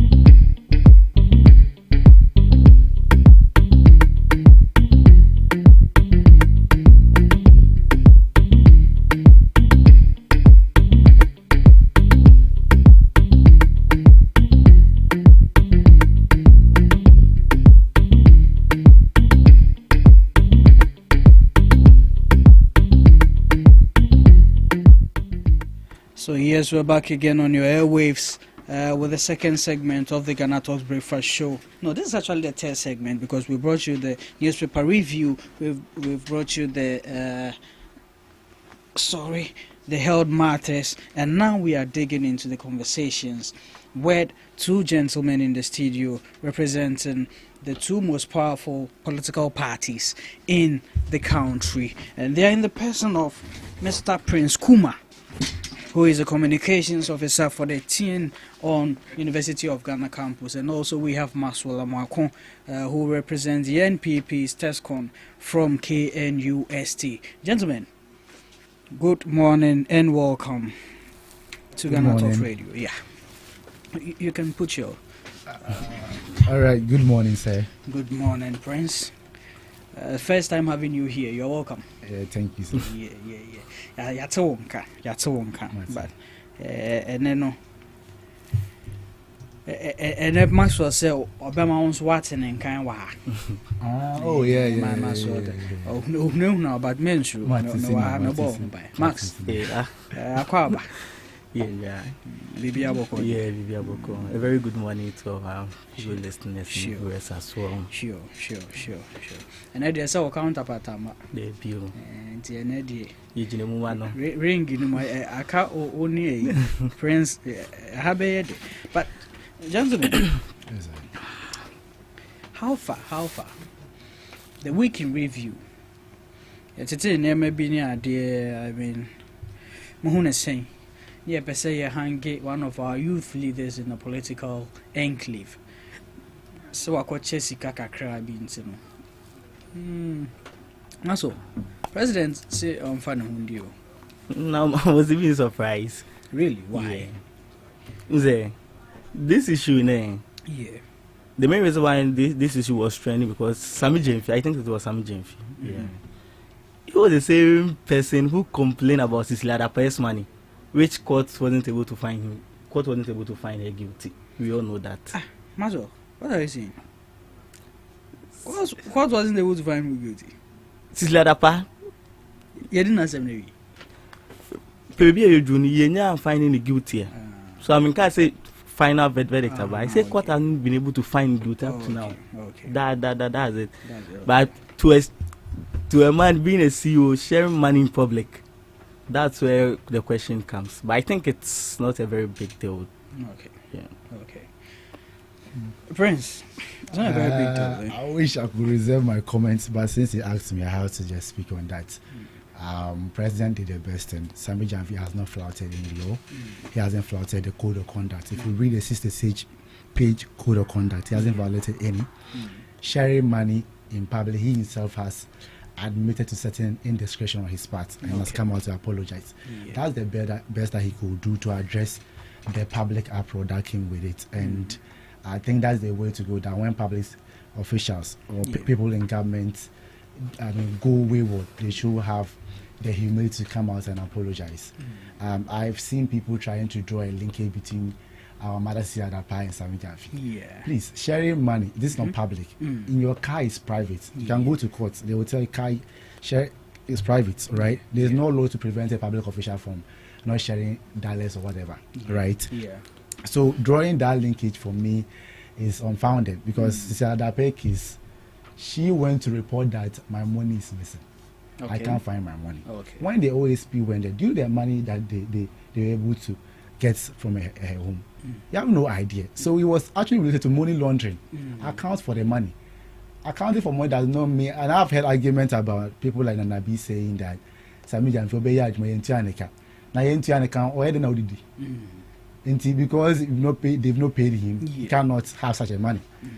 About the same person when he was sharing 700,000 Ghana cedis, not 70,000, 700,000 cedis to all regions, buying pickups, one person. He didn't question him that where did he get the money from? He did one of the luxurious weddings in Ghana. He has a mansion in Airport Hills, Accra. You know Airport Hills is luxurious, $. So how did he get the house? You couldn't question him. Now you're questioning $800. Oh, bro. $800. No crowd with $800. If you have $100, no problem. But that was just by the way. Getting into the conversations now. Last 3 days, did you hear about some students vandalizing some school properties just because they've been ransacked and their phones and some accessories has been seized from their dormitories? Did you hear that story? Oh no, I have no chance to that. Well, it happens in one of the SHS schools, and actually NAGRAT has raised a concern. They are calling on governments, especially the education ministry, to have a policy in regards to this phone usage on campus.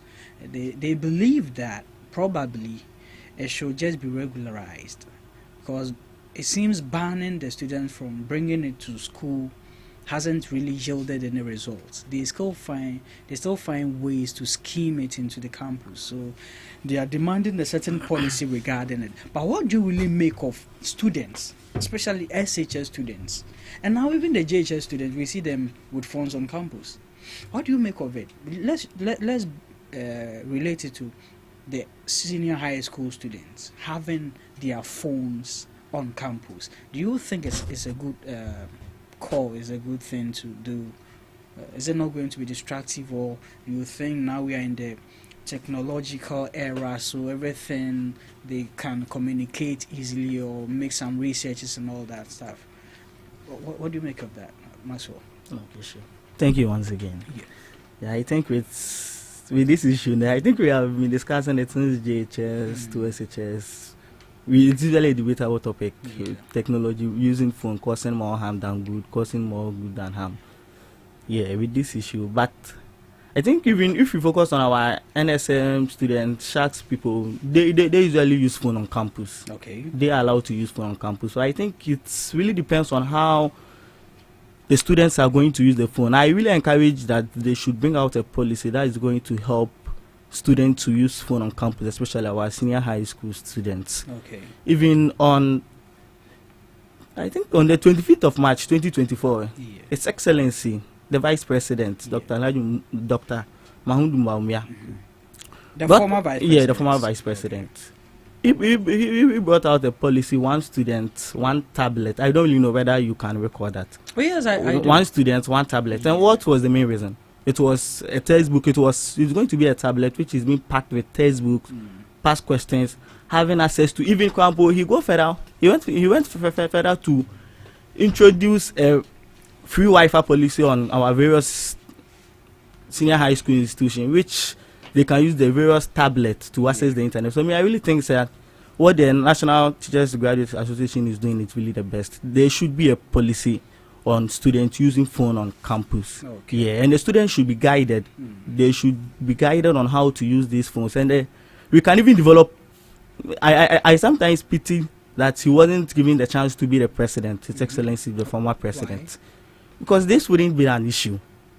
He had a plan to bring it out, which was even launched. Okay. Yeah, which was even launched. Okay. So I think this issue wouldn't have been a very debatable topic by now. If he had won. Okay. But then, yes, he had a plan. We actually saw him say that one student, one tablet, free Wi-Fi on campus. Is it in existence? Did the students really receive their tablets? Some students received and some students didn't receive, since everything takes place gradually.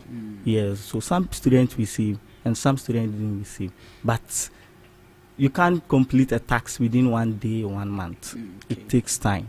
So I think if he was given the mandate to lead for the next 4 years, it should have it will be completed. Every student would have received one. Yeah, sure. Okay. But ultimately, you think that it's a good call. It's a good call. Should and the students should be guided on how to use this mobile phone. If not, it will lead to something else. So I think it's a good call, and the students should be guided as well. Okay. You see, one thing about this issue is this. These students are in their dormitories or their hostels without any extensive supervision from the teachers themselves. And we know how we are, let's be honest, the youth exuberance and all that. Do you think the purpose for which NAGRAT is actually advocating for this policy to be established is what we are going to achieve with it? Oh, yes. Is it not going to be destructive to these students? The main reason why NAGRAT was really emphasizing on this was some students' phones will be seized. They will be going wayward to school regulations. Some student phones will be seized. They will end up beating teachers. Some student phone will be seized. It might even affect the students emotionally. Wow. So they think that if phones are being introduced, it's all about the mindset of students on how they are going to use. So they should be guided. If they are guided and they are being given the right mindset, they would be able to go about it very well. Okay, all right. That's fine. Prince. Hey, wow. I think stating one position wouldn't suffice it, because every human being and what they want. We all go to school, although government has one goal for us all, but people also go there for other reasons, best known to them. And I think that human beings naturally, we are self-interest driven. And if you allow them to do what they want, they will click into their destructive best. So that's why it needs stringent requirements to regulate their behavior. And government should be able to do that. For me, we need tablets, right? Programmed, such that you cannot visit some websites. If you come to be my university, if you are using our Wi-Fi, there are some websites you cannot even go. Wow. That's you using your own device. So how much more government giving a device and telling you that, okay, it's for academic purpose, for that matter, maybe you can search things on Google, fair enough, but there are some websites that you cannot go to. Maybe you cannot go to Facebook or maybe Instagram or TikTok, probably. Right, just to make sure that they don't use it for other, ulterior reasons. So for me, over the one tablet, we'll talk about it later. We all know what it came with. It didn't go free Wi-Fi. Today, I'm going to investigate the monies that went into it. They wasted our money into free Wi-Fi. They didn't do anything. It wasn't done. They just put out some money for their own political campaign to tell us that they are going to do free Wi-Fi for students. Today, ask the students, senior high school, how many of them have received their tablets? They are telling about me has a vision. A vision. The same person that was telling us, giving out lectures, how to restore the city in 2014, right? Came to post a PDF. This is how to, make sure that our city gained the strength. Our city went to 16.5. How much was the city then? That was around 3.8, 2016. January, even 2017, was 3.8. It took it to 16.5. The same person that was complaining about inflation that was around 15 took it to somewhere 54.1% hyperinflation, unprecedented. The last time something like that happened was in 2001, April, 59.7%.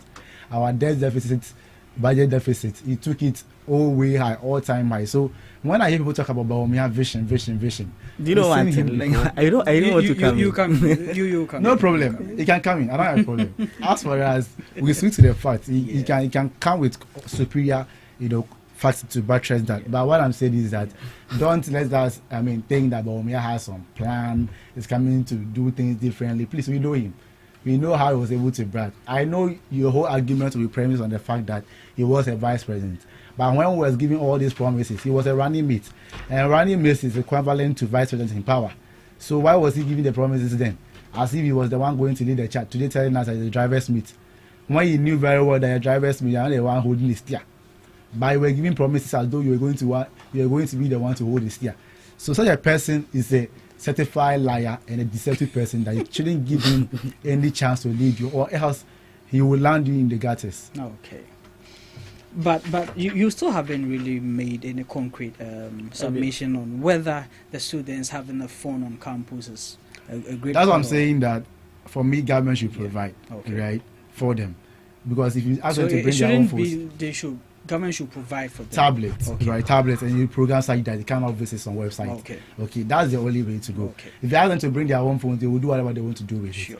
For me, you see, what they know now, you can't compare the senior high school of 2000 or 2005, 2008 to as of 2025. They know much. When they go home, they use different, devices. So we cannot say that because they go to school, they shouldn't even go and watch some movies and all that. Some like watching movies that are actually going to help them or aid them in their academics. So we need to find a way. What I always believe is ethics. Letting people understand why they are in school. Because I've resolved that there's no law that can regulate human beings. Human beings always find loopholes in every law. So until you get to a point where you let them come to a point of understanding that even though you have access to YouTube, as we all do today, but people use YouTube to learn how to even design, right? Others are using YouTube to do a amount of things best known to them. So you need to let them know that you are here for academic reasons. The device are giving to you, although you have access to YouTube, make sure that you use it to, watch things that are related to education other than things that are of no benefit to your academic life. All right. That's fine. Maxwell, you wanted to say something earlier. Yeah, I think he was trying to emphasize something about Dr. Mahmoud Mohammed, former vice president. Yeah, by doing that time, he wasn't the power. He wasn't the man with the executive power. You should always put that in mind. So if you are trying to compare the dollar being 3, getting to 15 and all other things, you can't mention Dr. Bawumia's name as the only person. Really? You can't mention his name as the only person. Can I ask you something? Okay, sure. And I need a genuine answer. Okay, sure. When former President Akufo-Addo was campaigning and him mentioning why he was taking Bawumia as his running mate. Do you remember what he said? What did he say? Say it. You say it. Oh, you don't remember? I don't remember. Prince, do you remember what he said? In the times of Mills Mahama, $1, 2 cedis. Now, please relax. That Dr. Mahmoud Bawumia helped Kofuor. Please listen. Okay. So he is bringing him so that our dollar now comes to 1-1. Exactly. Because we waited 2-1. So that's why he brought Bawumia as the economic whiskey, economic messiah. That's what I was looking for. So his name, that economic whiskey, how it came to be, economic Bena boy, was because he was brought to tackle our economic issues, especially with the currency strength. So we can never take his name out when we are talking about the economy. I get it. Yeah. But when talking about the economy, I think NDC people are emphasizing about the dollar being reduced. But we all know that the good for oil deal was being introduced by Dr. Mohamed Bawumia. The good for oil deal. What has it done? About restoring gold, exchanging it for our, instead of using the dollar to trade, we are now using the gold and everything. I think we can emphasize that it's one of the main reasons why the dollar has been reducing currently. Oh, okay. Can you ask him when the gold for oil was introduced? Okay. When was it? Prince says I should ask you when the gold for oil was introduced. Oh, I don't really know the dates. Okay. Yeah, I can't really emphasize the dates. You see, MPP is known for slogans. What was gold for oil? Gold for oil, as the name suggests. Butter trade. I'm going to give out my gold for you. Then give me refined fuel products, right? With the motive that we want to have reduced fuel prices, our exchange rates also going up. Yeah. What happened was that fuel price went up. At the same time, too, our city was depreciating. In 2022, October 14, when Bloomberg told us that 17 October 2022 that our city the worst performing currency. How was the gold for oil? Just as recent as December 14, October 14, 2024, just last year, our city was ranked by World Bank among 3 other currencies as the worst performing currencies in West Africa. What was the goal for? Where were the reserves? What were the reserves doing? So you are known for slogan, barter trade system that you used.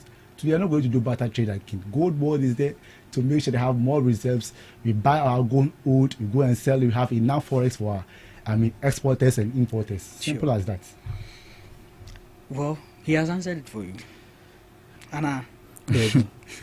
But the gold for oil deal was launched in 2022, according to research. Yes. Yeah, it was launched in 2022. So and we were talking about fuel price. Fuel price is not being managed by this country. Fuel price is managed by that. I think you need to help yourself. Let me learn. When Bawumia was launching the program, he said that this policy will help. Listen, will help reduce fuel prices. So when it increases, what's the essence of the program? It was finding a way to make the city appreciate again instead of. So was the city appreciating? After that, the city appreciates. When it was January 14, the city was around 14 cities. It wasn't 16 cities. So you can check for your own self. When did the city go to 15 cities and 16.5? During 2022 and later 2023. After 2024, that election was coming, the city depreciated. If you don't know, did you find this very well? I know the interbank exchange rate end of period. You're finding very well. If you take the interbank exchange rate, right, end of period, that's city to do at the end of the month. If you take for December 2024, it was 15.2. If you take for January, it was 15.3. February was 15.5. March 15.5. April that it further appreciated for 14.1. So what are you talking about? That's what I'm talking about. It went to 16. The depreciation in 2024 started 2024. After this program was launched 2022, the city began to depreciate. So why is it that if you've introduced a policy 2 years down the line, your city is depreciating? I just told you that in 2022, right, the same 2022 that the program was launched, our city was ranked by Bloomberg as the worst performing currency in October 17. As recent as 2024, World Bank said that your city was the worst performing currency in Sub-Saharan Africa. Where was the policy? But that was when it was launched. That was when it was launched. It was launched in 2022. Later 2023, 2024. We all know the dollar depreciated and our city went high. You can check for yourself. Are you sure? Oh yes. When they were coming to office, the city was around 14 cities. Okay. I just told you the interbank exchange rate end of period. They said it was around 14 cedis. It wasn't at 16 cedis they were saying. They were saying, okay. It was around 14 cedis. After it went to 15 cedis, it went to 14 cedis. And with this issue, I'm not really surprised. You see, when MPP assumed office in the first 2016, we all know that the CD appreciated. You can search for yourself. But how to maintain it became the problem. Do you know that? Don't worry. Do you know that? Don't worry. I'm okay. I don't think you will not make progress with this. It's fine. I'm fine. Okay, it's fine with Prince here. Now let's look at the second topic for discussion. The government of the day says they are going to launch a certain policy under the YEA, and this policy is called the Greeks. And last week, there were a little bit of mentions of Greeks in the studios here, with you and Nash and Bonzi here. And today we are tackling the main issue here. So, what do you think of Greeks? It's first, but it's your policy. Take it first. So you want Prince to take it? Okay, Prince. Maxwell says he wants you to take it, and if you go contrary to what it really is, then he comes for your head. So, but Greeks, yes, what is Greeks about? I mean, this is something that the YEA under the NDC, which is your party, is seeing to launch to. All right. So prior to the 2024 general election, unemployment was at the center of everything that we're talking about. Okay. If you look at the pre-election surveys from Afrobarometer, I mean, Global Info Analytics, CDD, they were talking about unemployment as being one indicator that will inform voters' pattern. Right. So voting pattern. Right. So as a country, we need to make sure we reduce it drastically. We saw unemployment rates rising to 14.7%, unprecedented high.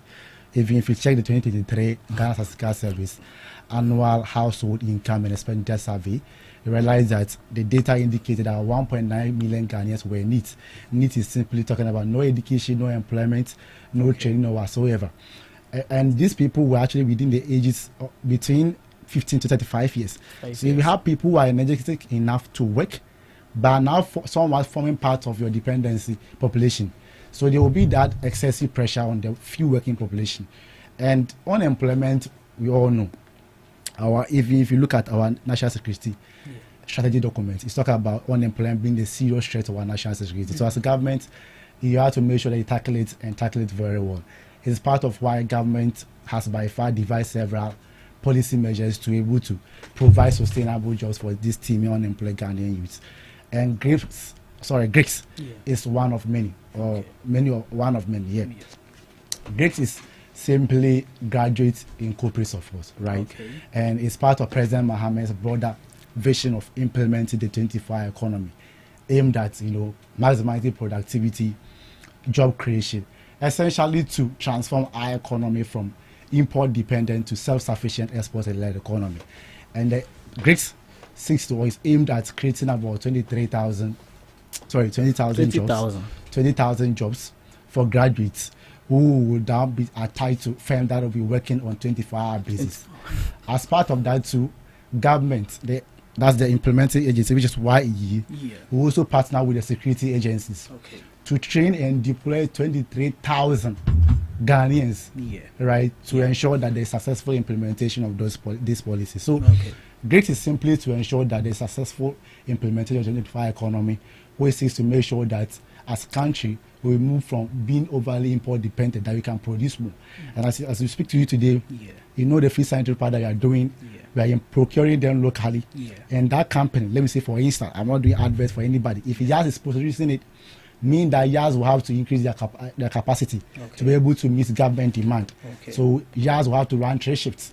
And running that 3 shifts, you need security, you need to make sure that people go to work feeling secured mentally. And that's what government is to do, to make sure that you no longer go import, but that we can now produce for our own selves, even export to other countries. When it comes to issues of unemployment, although you are discussing Greeks, the NDC government is not just about Greeks alone. It's not just about Greeks. You see the national apprenticeship program being enrolled, which is to make sure that people who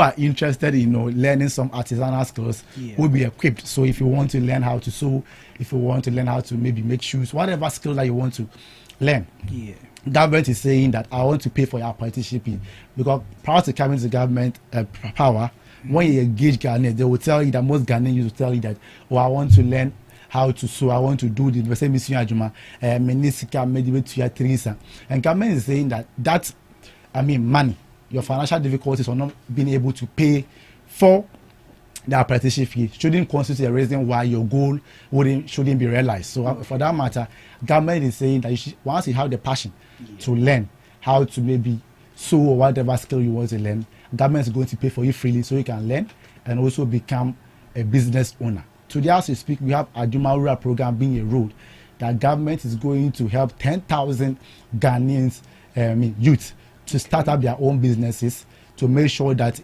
government mentor them with the needed expertise, with the business advice they need to grow, so they can also employ other people. We have the Women Development Bank, who is now being established. Government has already allocated seed fund, not minimum capital requirement. Seed fund, 51.3 million, to ensure that in Ghana, we've realized that women have limited access to finance. And government is saying that our traditional banks, most of them have stringent requirements. Most of our mothers, our sisters, entrepreneurial sisters in the villages cannot meet.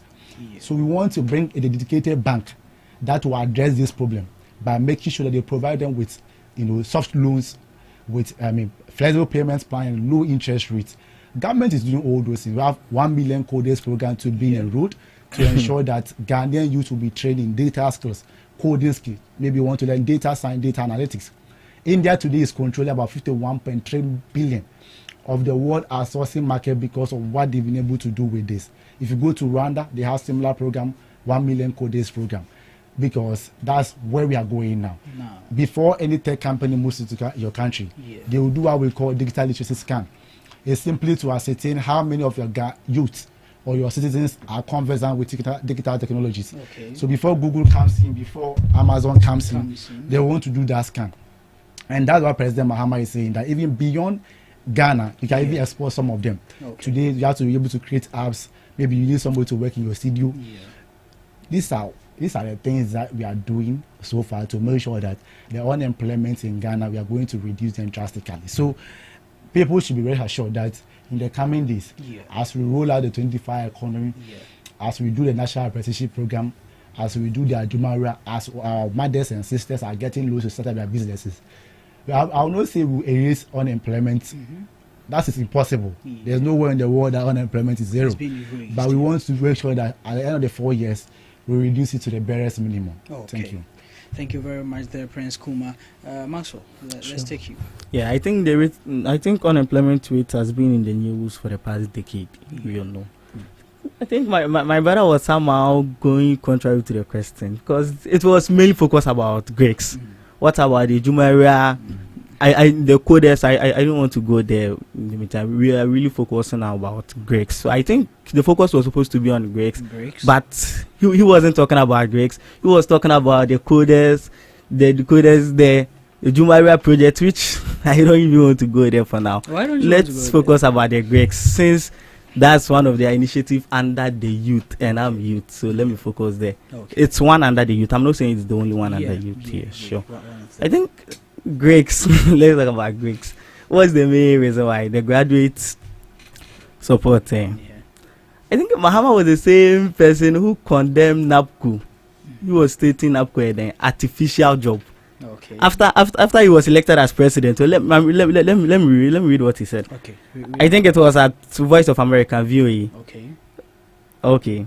According to Mahama, his administration will not focus on creating artificial jobs like the National Builders Corp, NAPCO, introduced by the outgoing NPP government. Instead, he planned to patronize building technical skills among the youth and encourage active participation in the various sectors. So I was really surprised about the Greeks. I will give you one question to answer for me, Mr. Prince. Is it for me or no, Mr. Prince? Mr. Prince. After ending, I would like you to tell me one major difference between the NAPCO and the Greeks. The NAPCO was dealing with what? equipping graduates with the various skills, and it's the same as the Greeks. Okay. So I don't really see a government who promised the people of Ghanaian a new dawn, who promised the people of Ghanaian a better life. Now trying to bring out what the old government did that you criticize. You are trying to reintroduce the same thing. Okay. Yeah, we can't even tolerate that as a country. Okay. Yeah, it shouldn't even be tolerated. And do you know the most funniest part? No. This Greeks is under the 24-hour secretariat. You can do your research and find more about it. This Greeks initiative falls under the 24-hour secretariat. Which the 24 hours even we don't even know the future of it. As at now, we don't even know the future of it. Okay. It was in the 120 days social contract which I read there last week. And as at now, we have exceeded our 120 days. We can't even rely, or we don't really know the future of 120.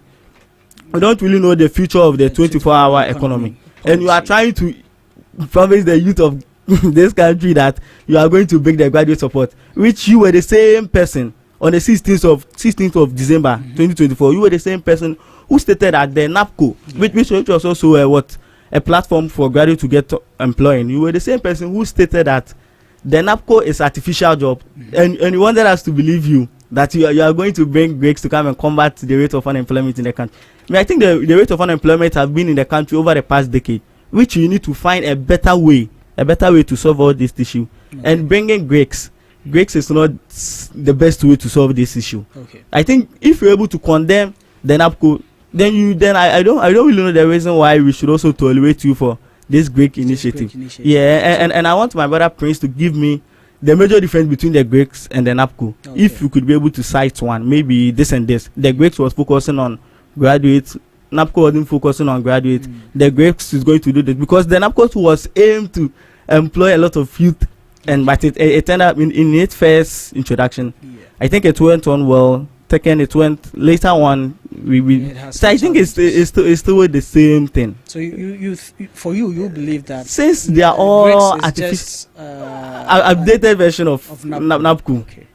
And it's also artificial job since your own leader. Okay. All right. So I think if my brother listened to me, well, he would have right from the recipients get to understand that I mentioned Grace is part of Mohammed's broader vision of implementing the 24-hour economy. So clearly it's part of the 24-hour economy. Now, you mentioned NAPCO. NAPCO, my boss Julius Kwame Anthony will always tell you that at best can be described as social support measure. What was it about? You have institution already working. We have staff there. Bawumia is normal populist elements. When to say we are launching something, go and be there, just go and be there. Today as you speak, you are still owing them. Have you paid them? Continue. You've not paid them. You are owing them just to add up to employment numbers. And you are telling me today that the same as Greeks. You said that companies, firms that are operating on 24-hour basis. If you are today, your studio, if you were to be working 8 hours, you need 8 staff, right? And you want to run 24, won't you need additional staff? Sure. So if you are going to attach those, graduates to that company, is it going to be a duplicate of staff? Unlike NAPCO, it's not going to be like that. So don't draw that comparison because of how NAPCO feels to be telling me that artificial. It's artificial because what Mahama says artificial because they are not working, they are just there.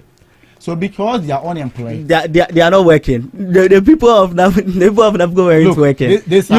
You can't stay in a studio and tell us that the people who are employed under NAPCO weren't working. Okay. You can't say. I know a lot of beneficiaries who really work. Yeah. Who try to compare and make it look as though Greeks is the same as NAPCO. Let me come. Please, your police has failed. You couldn't even pay them. Go and think about how you pay.